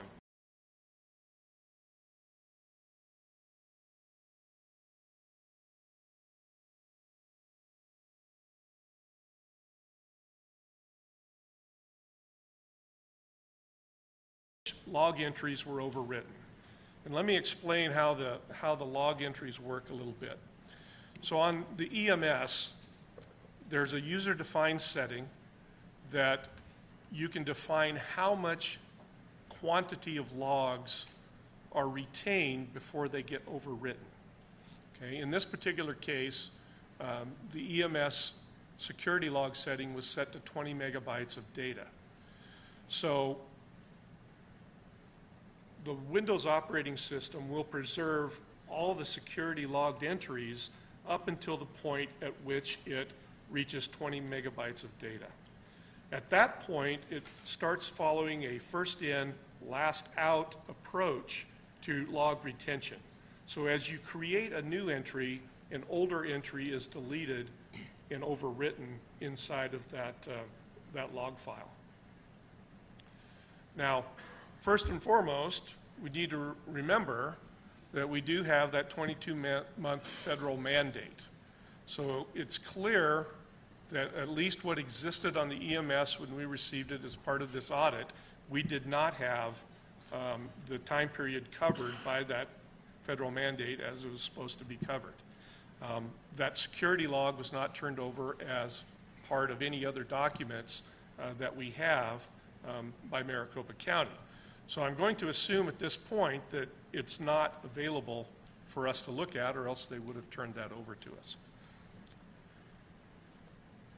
Now, if you look at that last bullet, that first in, first out approach all of a sudden becomes readily apparent as to what happened on these distinct dates. So on each of these dates, an individual executed a script, and that script repeatedly looked for a blank password for all of the accounts on the system. Depending on the system, there were only about 16 accounts that were present on a given system. Okay? So this script was run multiple times. On 2/11, 462 log entries were overwritten by this script. On the 3rd of March, 37,686 log entries were overwritten by this same script. On the 12th, which is the day before we received the system, there were 330 log entries overwritten by that script. Now, the challenge here is that I know that this occurred. I know which account did it. It was the EMS admin account. If you reflect back to what I just said about the lack of accountability of assigning that username to an individual, it now becomes extremely difficult to prove who did it. Okay? Now, luckily, we happen to have some historical data from the MTech video feeds. And so we leveraged that data to backtrack and align these times, and we have captured screenshots of Maricopa County people at the keyboards during those time periods. Okay? Now, we've identified those individuals, but we will not release their names because we understand what the scrutiny is and what the impacts would be to those individuals. But I just want to tell you that the very point that they did not have an assignment of that username makes this extremely difficult to get to the bottom of things like this. And this is not, unfortunately, an isolated occurrence in the course of this audit. Next slide, please. For example, on 2/1/2021, the SQL logs on the EMS indicate that the RTR admin account purged the general election results from the database on the EMS. Okay. Now, remember the lack of log retention at this point. We could not find any logged entry that corresponded to this activity, okay, from the security logs. Those Windows security logs only went back to the 5th, but everything was purged on the 1st of February. That's also right before the 2 audits commissioned by the county were due to commence. I believe they commenced on the 2nd of February. So once again, accountability of who had access to the RTR admin account when that password is actually shared among all of the accounts becomes extremely difficult. So who did it, right? Why did they do it? You would think that if you were doing an audit the next day, that you would want to have the full context of the election to be audited. But that clearly was not the case in this instance. So just to clarify, so this is a log file specifically from results tallying and reporting, which is the Dominion software. That entry says that someone went into the program and clicked on something that said, I want to purge all the results for this election. That goes through and that deletes all of the records within it, and if you actually take a look, you can see the success. It's like the second line up, that it completed successfully, and it literally deletes all of the files on the NAS directory as well, which is where all the results from the election are contained, where all the images from the election are contained, and all those other details. So some individual went into an application, and they chose specifically to run something that would clear all records in the system that was used to generate the official results the day before an audit started. Next slide, please. Okay. I'd like to talk a little bit about anonymous logins. Now, anonymous login entries are common in the Windows operating system. And they're most common when used in conjunction with accessing Windows shares, SMB shares, file shares, etc. But there's a pattern to that functionality inside of the log files. And you'll see on the left there that is a normal anonymous login activity accessing an SMB share. You'll also notice that for the purposes of security, we have redacted specific elements to include the host name and the IP address and some of those types of things. But the fact of the matter is that those items are recorded as part of that normal anonymous log activity. You will have the host name that logged into it. You will have the IP address that originated the request. In most cases, you'll have the username as anonymous, but that username is then validated against the access control lists and the user authentication mechanisms and validated. So the very next log entry in a normal anonymous activity is a validation of that user's credentials to access that particular device or process or whatever they were accessing. What you see on the left is something that we discovered in the logs, which is what I call atypical anonymous login. Okay? You will notice that none of those items that are captured by normal activity are present in this log. You don't have an IP address of the originating device. You don't have a host name of the originating device. And furthermore, when I look at these in context of the actual security log itself, there is no validation of a user's credentials immediately following this. There are hundreds of these types of anonymous logins in the security logs that we do have. I cannot tell you at this point if this same type or pattern of activity occurred during the election cycle, because these logs don't exist that cover the election, okay? But I can tell you that without access to that router data and the network data, I cannot validate whether or not these were legitimate accesses. You'll notice that it is a login type 3, so it was a remote access. I cannot tell if this is a legitimate access or an unauthorized access at this time. Next slide, please. So we also took a look at what happened when the EMS was booted up. And let me walk through the methodology here to kind of assuage everybody's concerns. So within the, when we actually imaged all these processes and these systems, by the way, we imaged 770 devices and we gathered over 114 terabytes of original forensics data, okay?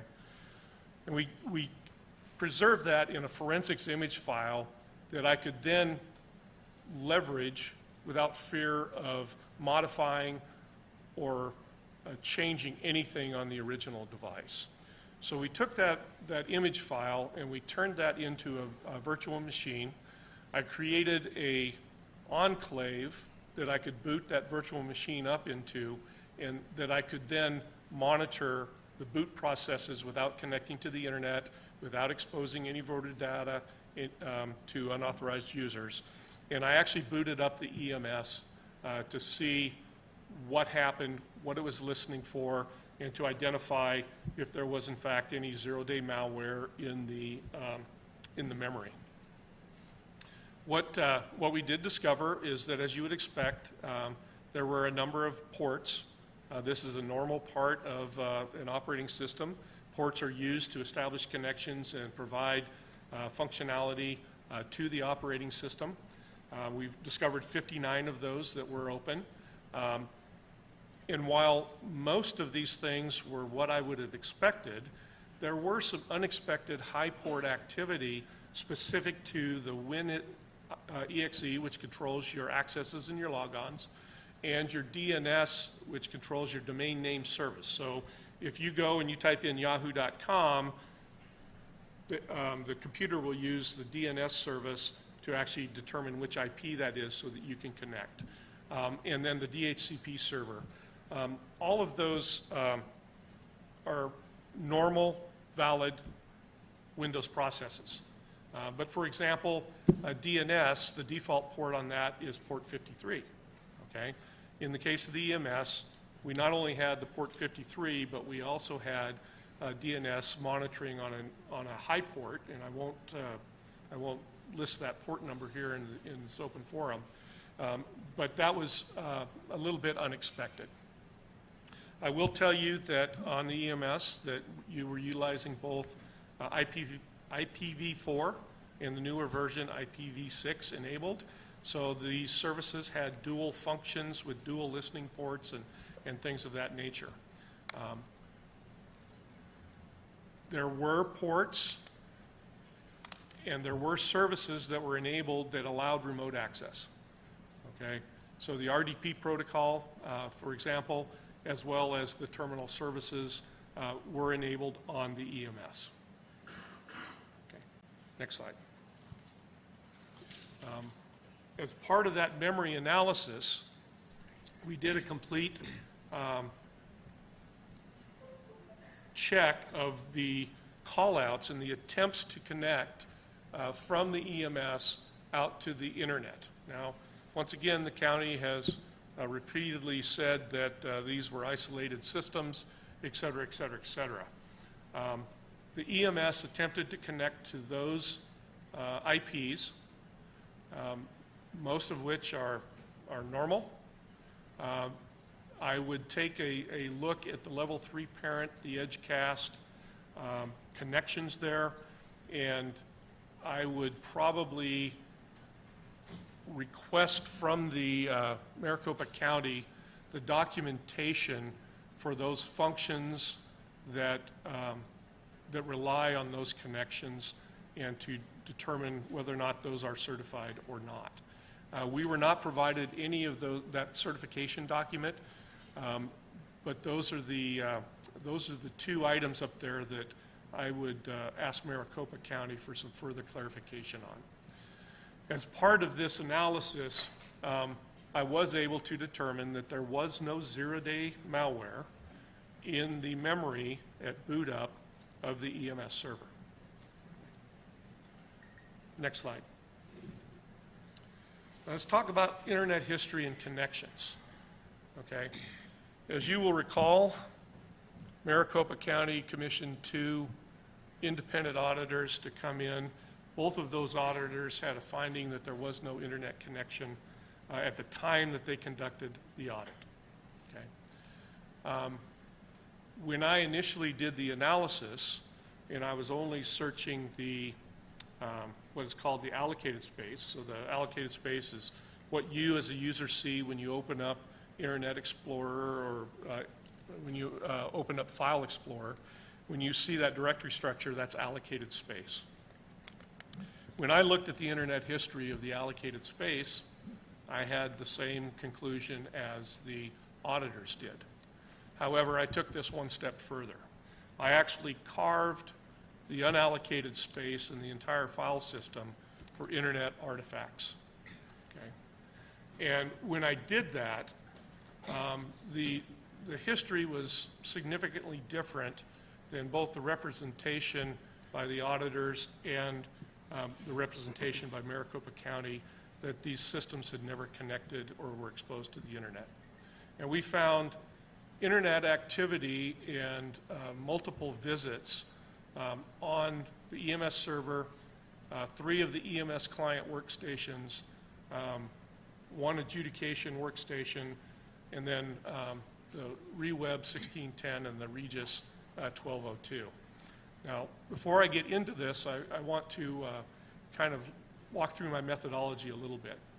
So it's very common for operating systems to have default URLs, compatibility caches, things of that nature that may have an internet URL as part of that artifact.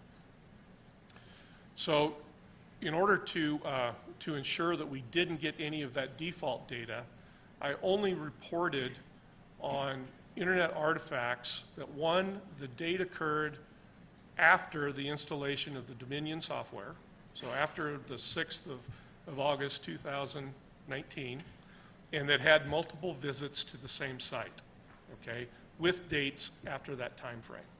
So that would eliminate any of the default URL artifacts that may have been on the system. Next slide, please. Okay. So from the EMS server, you'll see that there's actually 3 visits to the same site on the same day. Okay. That clearly is not a private URL or a private IP address.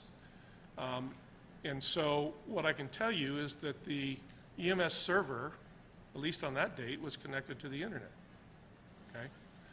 Now, I'd also like to point out that relying on the unallocated space for these artifacts, I don't have a complete history of all the internet connections because things get overwritten, things get changed, things of that nature.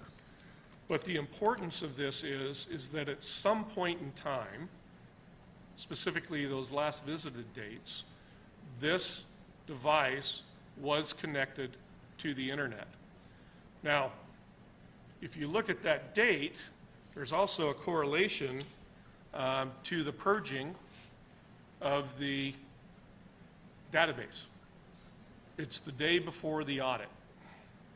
Okay? Almost same time exactly. Almost the same time exactly.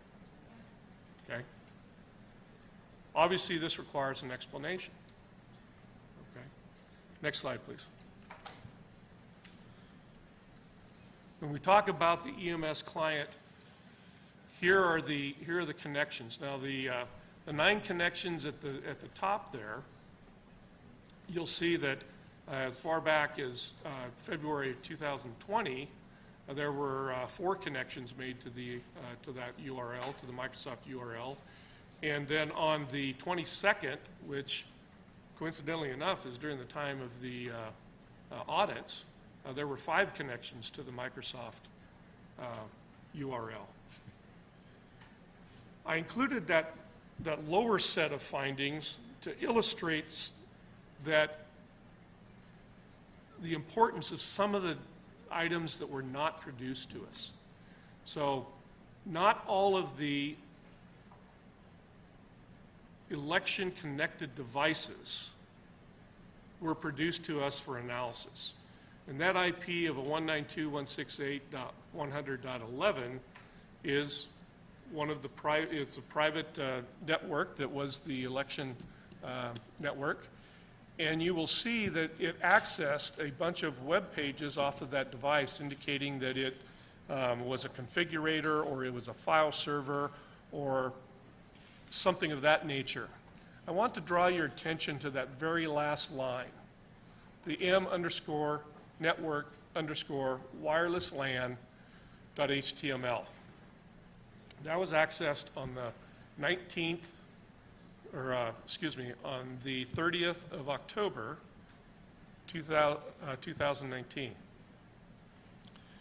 Now, we have not received any information about any wireless LAN configurations, but yet here you have someone accessing it from the EMS client to access what I can only surmise was a wireless LAN configurator on that date.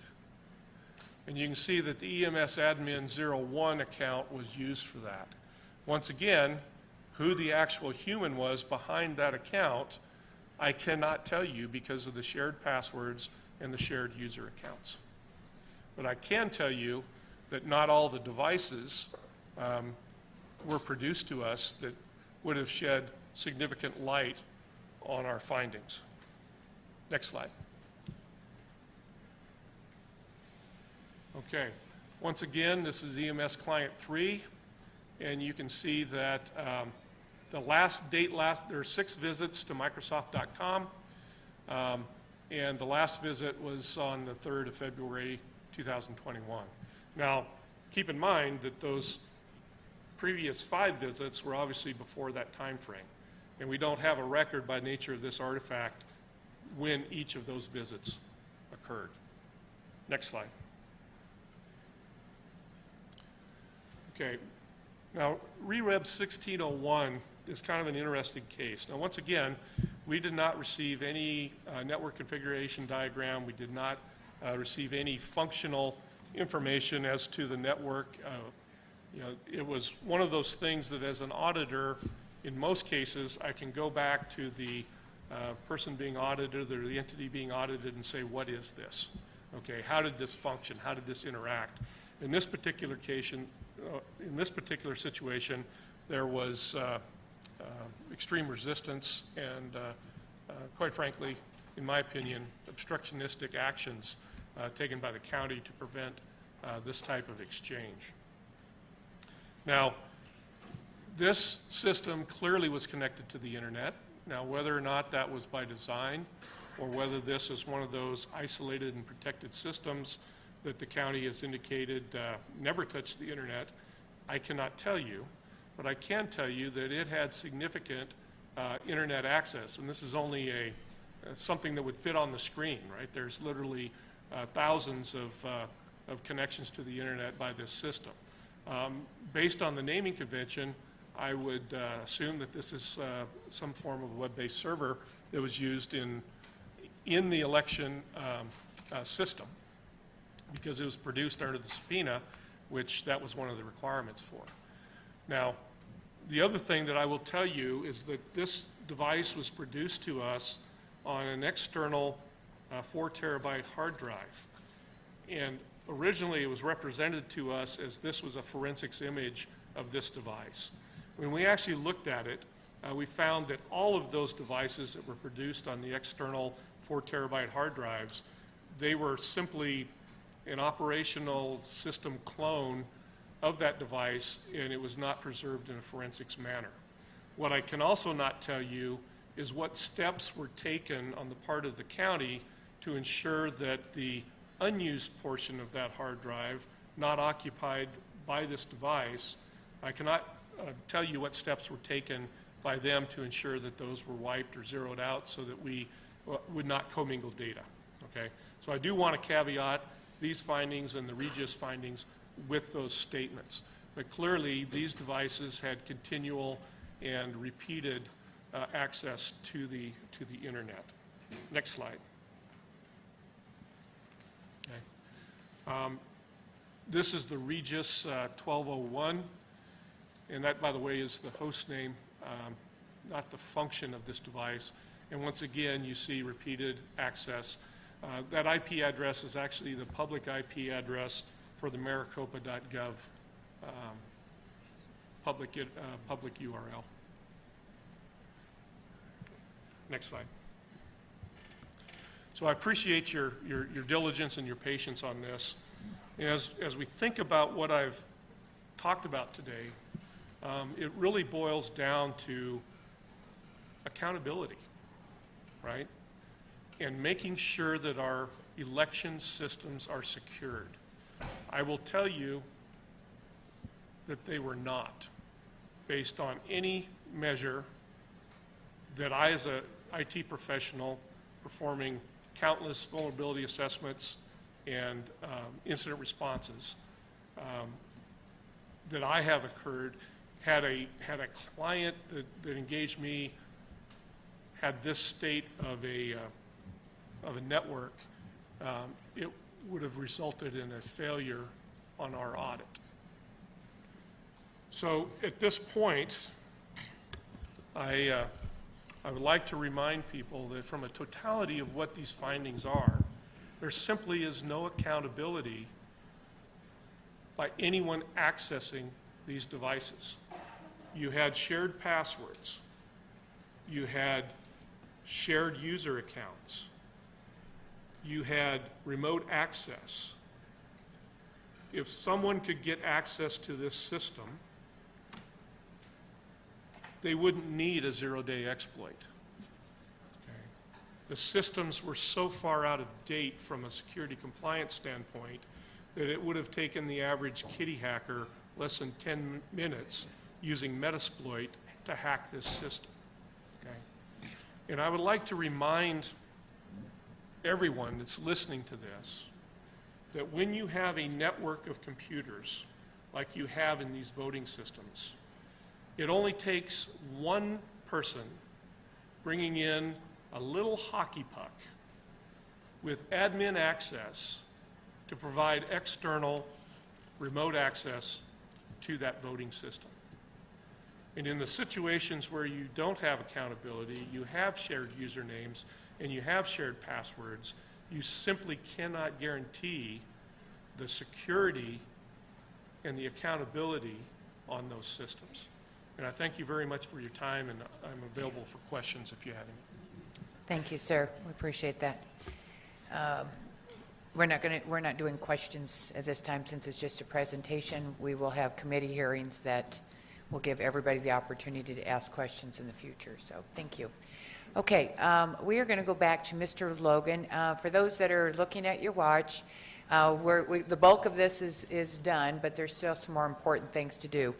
Mr. Logan is going to quickly, because we are running over time, go through his recommendations of what improvements the Senate might be able to help do through legislation.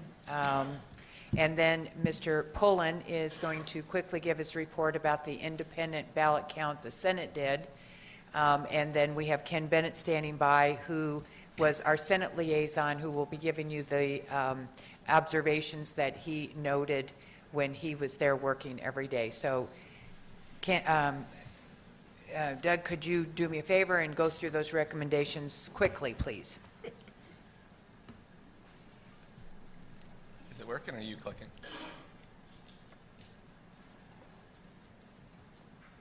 Okay, just click a bunch of times till it's on the screen. We'll talk through it. Because if I can't control it, it's going to take too long. Okay, and pull your mic up closer, please. Sorry. Everybody's texting me saying they're having a hard time hearing you guys.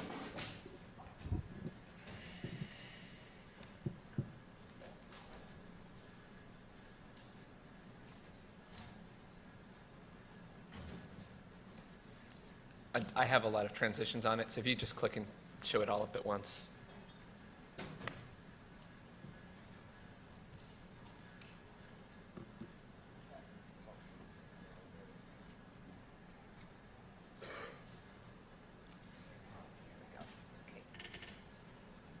Should be working. Maybe. Ah, look at that. Okay, I'm just going to mount. Oops. So legislation should be considered that links voter roll registration to changes in driver's license. We saw a lot of indications that there was potentially old information in the voter rolls, and it's very important that our voter rolls remain clean. If they don't remain clean, it would facilitate, it makes it easier for almost any type of way that someone might want to take advantage of the system. If only the people who are registered to vote and could show up to vote are in the voter rolls, that makes it more difficult. And already when you go into the DMV, you can register to vote. But specifically, if you change your license to another state, if you change your address, which are things that people are usually pretty diligent about taking care of, that should also update your voter registration details so that when you're out of state and you're in another state, it's not possible for your old voter rolls to be used by you or anybody else. Specifically, we recommend, so the NCOA is a natural change of address. It's something put up with the U.S. Postal Service. I view a ballot basically like money, and we should not be just mailing money to people who are not necessarily still at the address or have moved. So check in the NCOA before you mail out ballots will help make sure that the currency of the ballots are only ever received by individuals who are legitimate voters or still living at that location. So 90 days before the election, in addition, they should check it right before mail-in ballots so we are not ever effectively mailing currency out to an address where someone has moved to another state. I understand that the EPM and guidance from the Secretary of State suggests that ERIC and Social Security's master's death list and others should be checked regularly against voter rolls, but I believe it needs a little bit more oomph to it, and that there should be a legally required frequency for counties to do so to make sure that they're regularly being maintained rather than just a guidance that it should be done at some stage. Let's talk a little bit about election software, both from the report I have out of Antrim and specifically with what some of the inconsistencies and oddities that we're finding about the voter roll system, both here and quite frankly across the country. I highly recommend that we pass legislation that requires that these applications that are extremely important are built up to a higher standard and specifically are making sure that they're ensuring the confidentiality and integrity of the systems. The Open Web Application Security Project is known as a leader in the application security space, and they specifically have something called the Application Security Verification Standard, or the ASVS. It has levels 1 through levels 3. Level 3 is for a sensitive system, and I would highly recommend that would be a requirement for anything associated with voter rolls or voter systems that they would build up to that standard.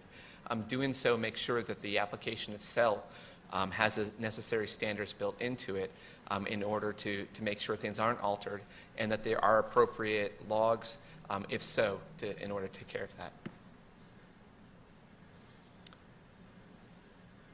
Specifically with that, it's always a good idea to run the ASVS assessments on a regular basis, usually every 3 or 4 years, and specifically that the vendors should be required to attest that the ASVS standard was fully applied.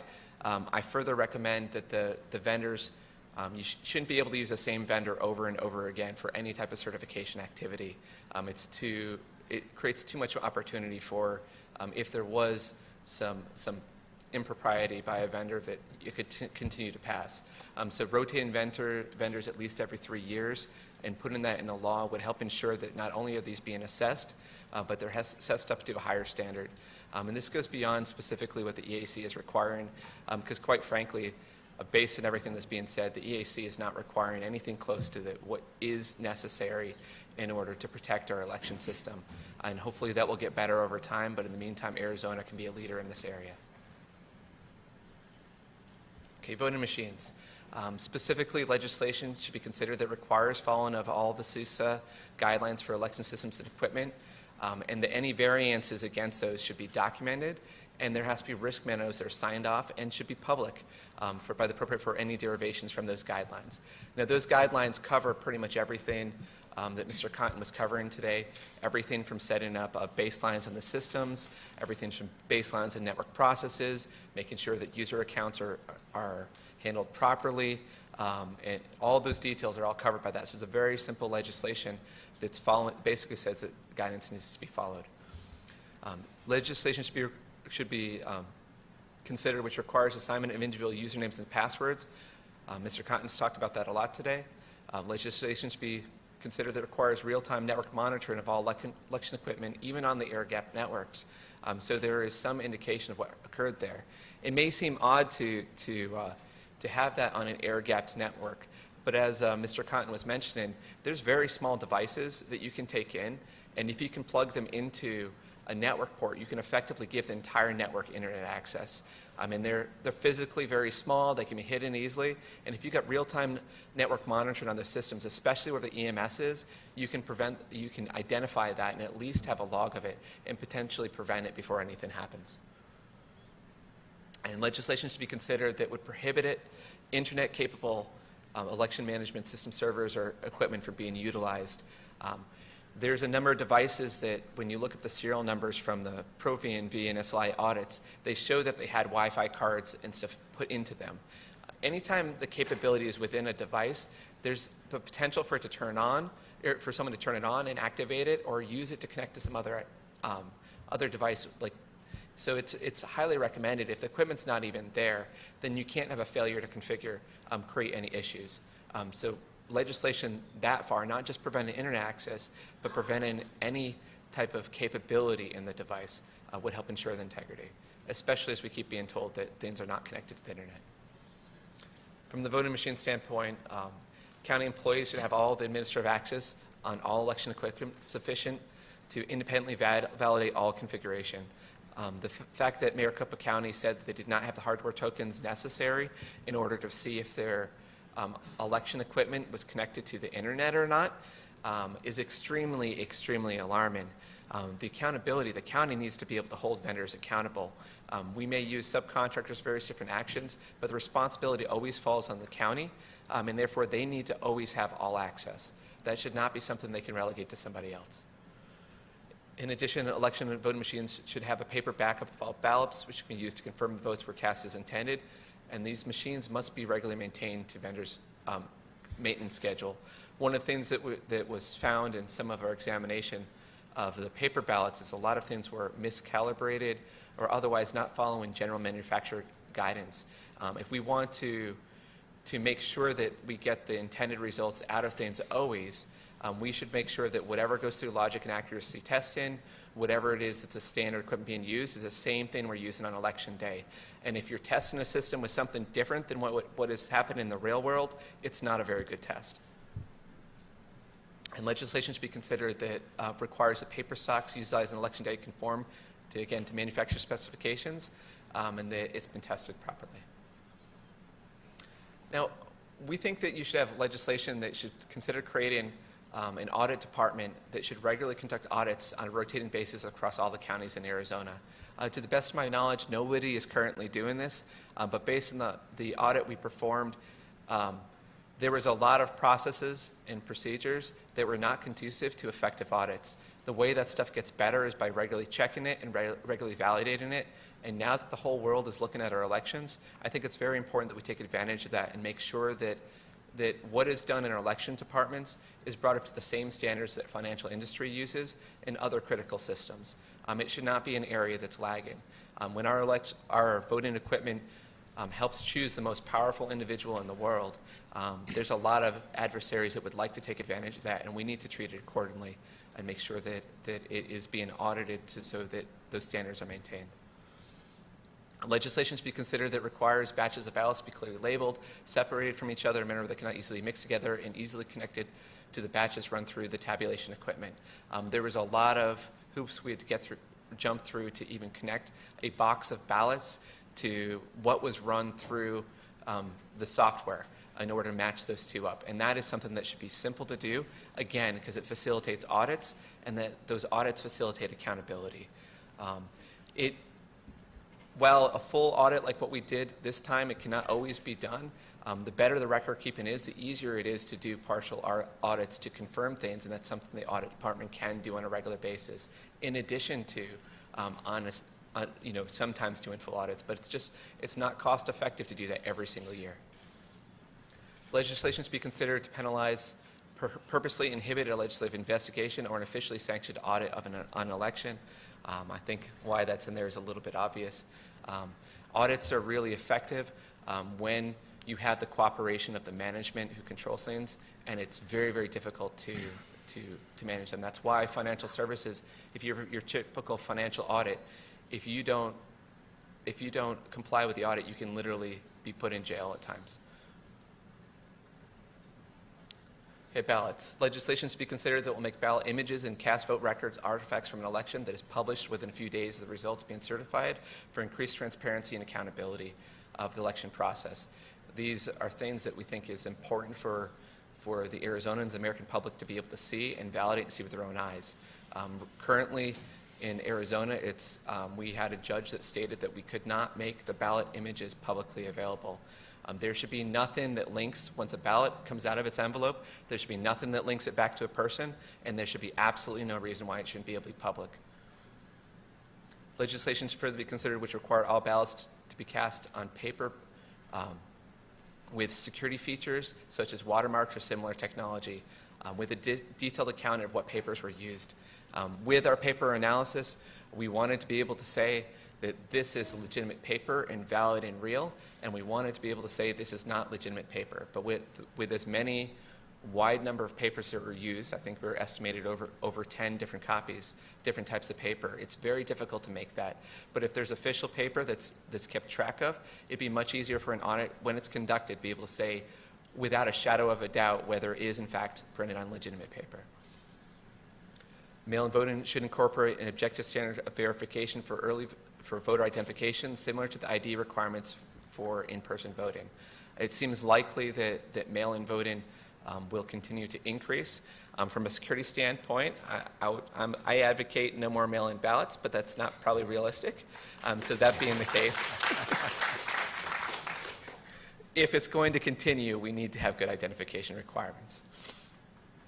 And that is the end. Thank you for your time, Madam President. Thank you, Mr. Logan. I appreciate that very much. We'll take all those into consideration. I'm sure we'll have more. Let's go now to Mr. Pullen. Randy Pullen was our co-legislative liaison there as they saw the work building up quite so much. Mr. Pullen, could you give us just a tad of your background and as to why I selected you to please do this independent count? Thank you, President Fan, as well as Chairman Peterson. Thank you for your commitment to this forensic audit and your resilience over the last 6 months as we went through it. Thank you.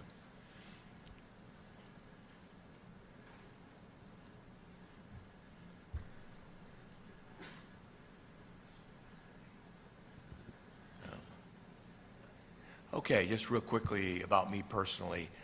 Graduated from Arizona State University, undergraduate in math and chemistry, and an MBA in 1981.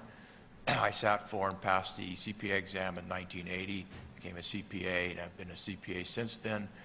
Employment-wise, I started out working on my MBA as I was working at a engineering company, writing software for them, and then I joined Deloitte Haskins and Sells and began working in their audit department and helped them develop and test the first statistical sampling software and system for doing audits. I became a partner at Panel Kerr Forrester, and then again I went back and became a partner at Deloitte and Touche, where I focused on financial auditing, specifically for bank savings and loans in the hospitality industry. I actually did get involved in forensic audits, so I understood how they were functioning and what you had to do in order to complete them. I started my own company back in the 90s, and I still do consulting and accounting services. And I also started an IT company in 2001, WageWatch, which still exists to this day, and we developed software that's still considered some of the best in the industry that we're in. Background-wise, the Senate decided they wanted to do an independent count of the ballots in order to confirm the count by the county as well as the count by Cyber Ninjas on the forensic audit. And so that was kicked off on June 28th. They selected me to run that machine count. Again, it goes back to my experience and knowledge. I immediately got Brian Blim, who was the attorney who had worked on the floor of the Coliseum and was the legal counsel that dealt with any forensic issues that came up on the floor during the hand count. And by the end of June, he was no longer a contractor with the Cyber Ninjas. He was independent, and he agreed to assist in the machine count. We also enlisted a lot of former volunteers who had worked on the floor doing tally counts as well as working in the corrals, taking care of the ballot boxes. And so we put together a pretty good team.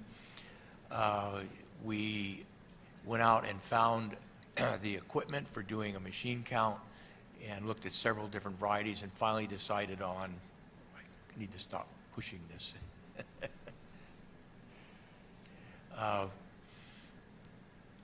And found the equipment. The equipment we found, interestingly enough, was highly considered around the country as very good equipment. And this is in the report, and we selected 2 Bantam 1 counting machines that were made by U.S. paper counters. And we also got 2 paper joggers, they're called, and what they do is they help align all the paper before you run it through and do the count on the paper. And again, these ballots are very heavy paper. So when the technician came in and set up the machines and we were testing the paper, he had to make adjustments to the machines that could handle the quality of the paper that we were running through the system. And so once we had that figured out, then we had the technician train our volunteers who just worked for us, and then the ballot counting started on 7/14, and we completed it in 12 days. I will tell you that the volunteers worked incredibly hard on this, as well as the observers we had overseeing what they were doing. And we started working at 8 o'clock in the morning, and we went until midnight on those days. And we had 2 teams that were working that very, very solid work. So here's what we found. The Maricopa County official canvas, you can see it's been reported earlier, and we did the machine count, and it was very close. We were 121 less ballots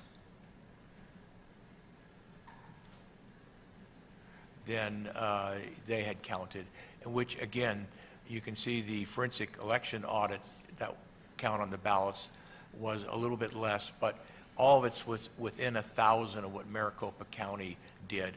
Not surprising. One of the things we did learn on the machines when we were testing them and setting them up to operate is when was a miscount, and we did do recounts based on that. But when there was a miscount, essentially it was an undercount. Okay, so being a little bit less than the official canvas count was not surprising. Now, here are some of the things we found, and this kind of confirms some of the things that were talked about earlier in these reports. We did find missing batches and boxes where you would open a box and it was supposed to have 7 batches in it. There would only be 6 batches in the box, okay? And then sometimes we found there was 8 batches in the box, but only supposed to be 7. So we found these kinds of problems. Am I causing this? Oh, okay.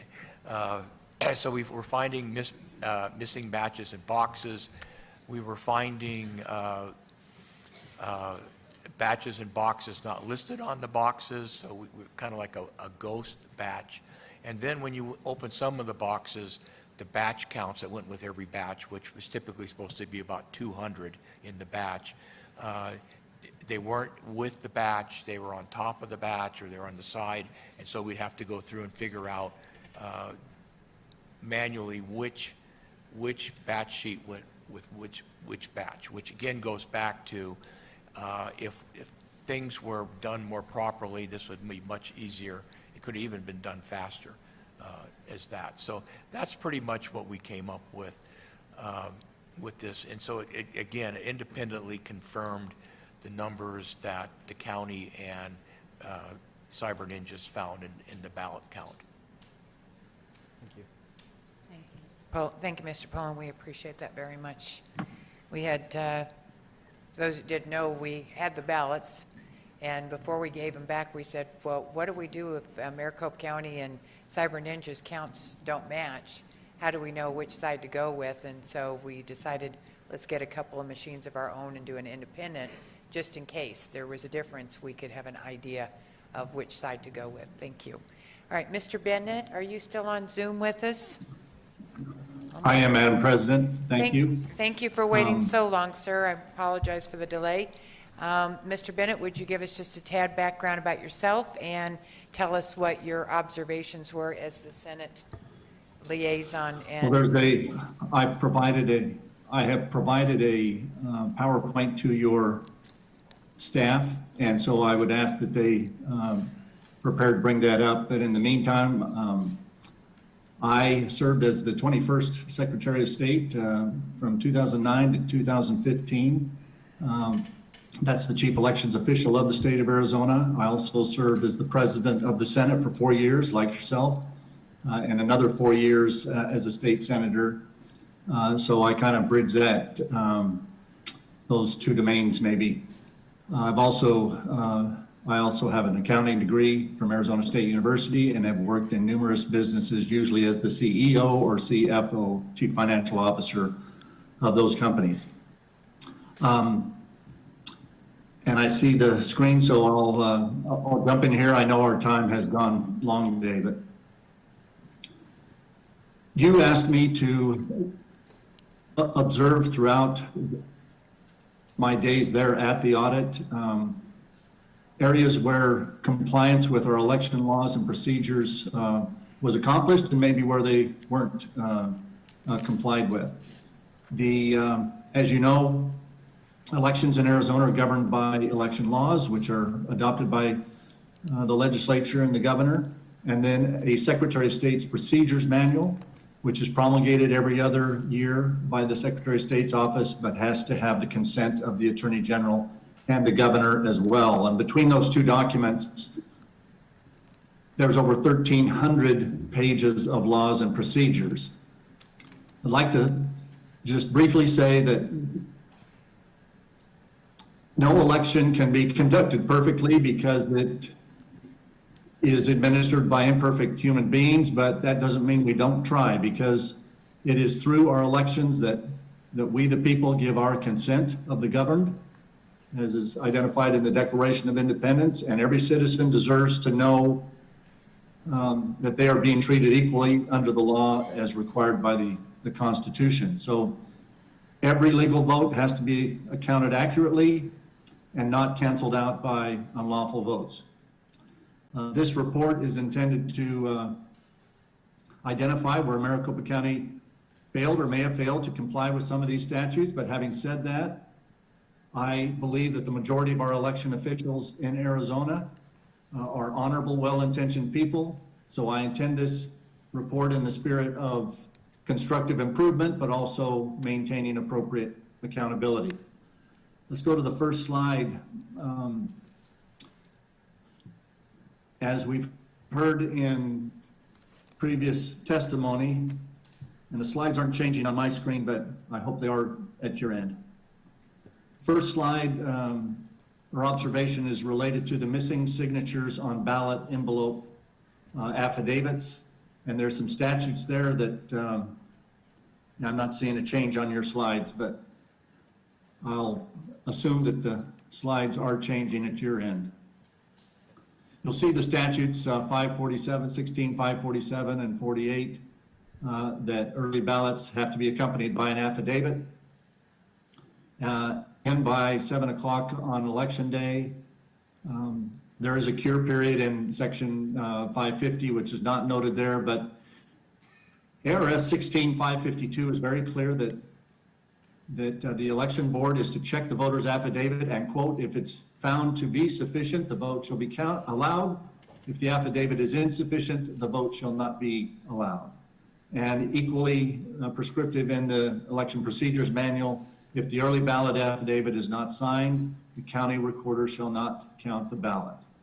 As you heard in previous testimony, the scope of this audit did not involve comparing signatures with the voter registration files, but you had people, Dr. Shiva, look for and identify a number of missing signatures on ballot envelope affidavits, which, to the extent that ballots from those envelopes were tallied, would violate the above statutes and procedures. Next slide. I hope you're seeing is, because I'm not seeing it, original and duplicate ballots without matching serial numbers. ARS 1621A is very specific that all duplicate ballots created pursuant to this subsection shall be clearly labeled duplicate. Bear a serial number that's recorded on the damaged or defective ballot, and the EPM says something very similar and gives one of the reasons, which is to tie the ballots together. The other reason would be to make sure that the votes recorded on the duplicate correctly reflect the votes on the original or damaged ballot. There were approximately 2,500 duplicated ballots where there were no discernible serial numbers recorded on either the original or the duplicate ballot. Obviously, this does not comply with those statutes and procedures. The next slide, I hope, is missing chain of custody. ARS 16621 says that the county will maintain a chain of custody for all election equipment and ballots during early voting, which is kind of the beginning of an election, through the completion of provisional voting tabulation, or kind of the end of processing ballots. The Senate requested this chain of custody. The county provided a very detailed chain of custody of the ballots that we did receive, but we never received a chain of custody all the way back to the election period, as this statute requires. Next item is insufficient ballot paper thickness. This is not a major item, but ARS 16502A says that ballots shall be printed on a paper of sufficient thickness to prevent the printing thereon from being discernible from the back. And there can be debate as to whether this is just for the printing on the ballots or when the ballots are marked with their votes, but there were, as Mr. Logan noted, the audit found multiple thicknesses of paper stock used in the printing of ballots, some of which would allow kind of that bleed through effect, which would not be in compliance with the above statute. Next one is common usernames and passwords, as Mr. Cotton noted. The election procedures manual specifically says that applications within the EMS system should use separate usernames and secure passwords for each user or station. And as he noted, he found common usernames and passwords being used, which is inconsistent with this guidance from the election procedures manual. The next one would be missing serial numbers on electronically adjudicated ballots. An addendum to the 2019 election procedures manual specifies that tabulation machines may be programmed to outstack or to print identification numbers on the ballots with write-in votes that are electronically tallied. This process is often known as adjudication. There was, Maricopa's system, Dominion, does not use an outstack method, but it does not appear that these identification numbers were printed on the electronically adjudicated ballots as required by this part of the procedures manual. And the last slide would be, well, I guess there's one after this, but the last item is possible ineligible voters. Several articles, which include multiple statutes within IRS 16, as well as many aspects of the election procedures manual, identify Arizona's requirements for an individual to be considered an eligible voter and therefore allowed to cast a legal vote. The audit identified numerous questions regarding possible ineligible voters. However, these determinations were, as you heard from Mr. Logan, made from comparisons between the county's final voted data and private data sources, not the official voter registration data. So further investigation with the cooperation of the county, hopefully, is necessary to determine whether ineligible voters were allowed to vote in the 2020 election. And Mr. Logan went into some of the possible categories of people who had moved or deceased or other categories that I think you saw in earlier testimony. And the last slide is simply a thank you from me for allowing me to work on this project. And I will conclude, I guess, by saying this, that I have already started to hear from people saying that, well, the audit failed because it didn't prove that the election was overturned or that there was a different result. Well, as you noted, when you began this process, Madam President, and when you began this hearing today, there was no predetermined, at least in my mind, and I know in yours and Warren's and everyone who worked on this audit, there was no predetermined outcome that if we didn't find this or didn't find that, we have failed, because it's exactly the opposite. If we identify strengths and weaknesses in our election procedures and statutes, and if we confirm that in this case, an election was conducted where the hand count of the ballots matches the electronic tally of the election system used by the county, I don't consider that a failure at all. In fact, maybe Mr. Logan and his company have identified the most accurate hand counting process that has maybe ever been used in the country. And that's directly in opposition to many within our state and across the country who said that their procedures were terrible or this was that, and nothing could be further from the truth. There were a lot of good, honest people that gave a lot of time, as you noted, to accomplishing this audit.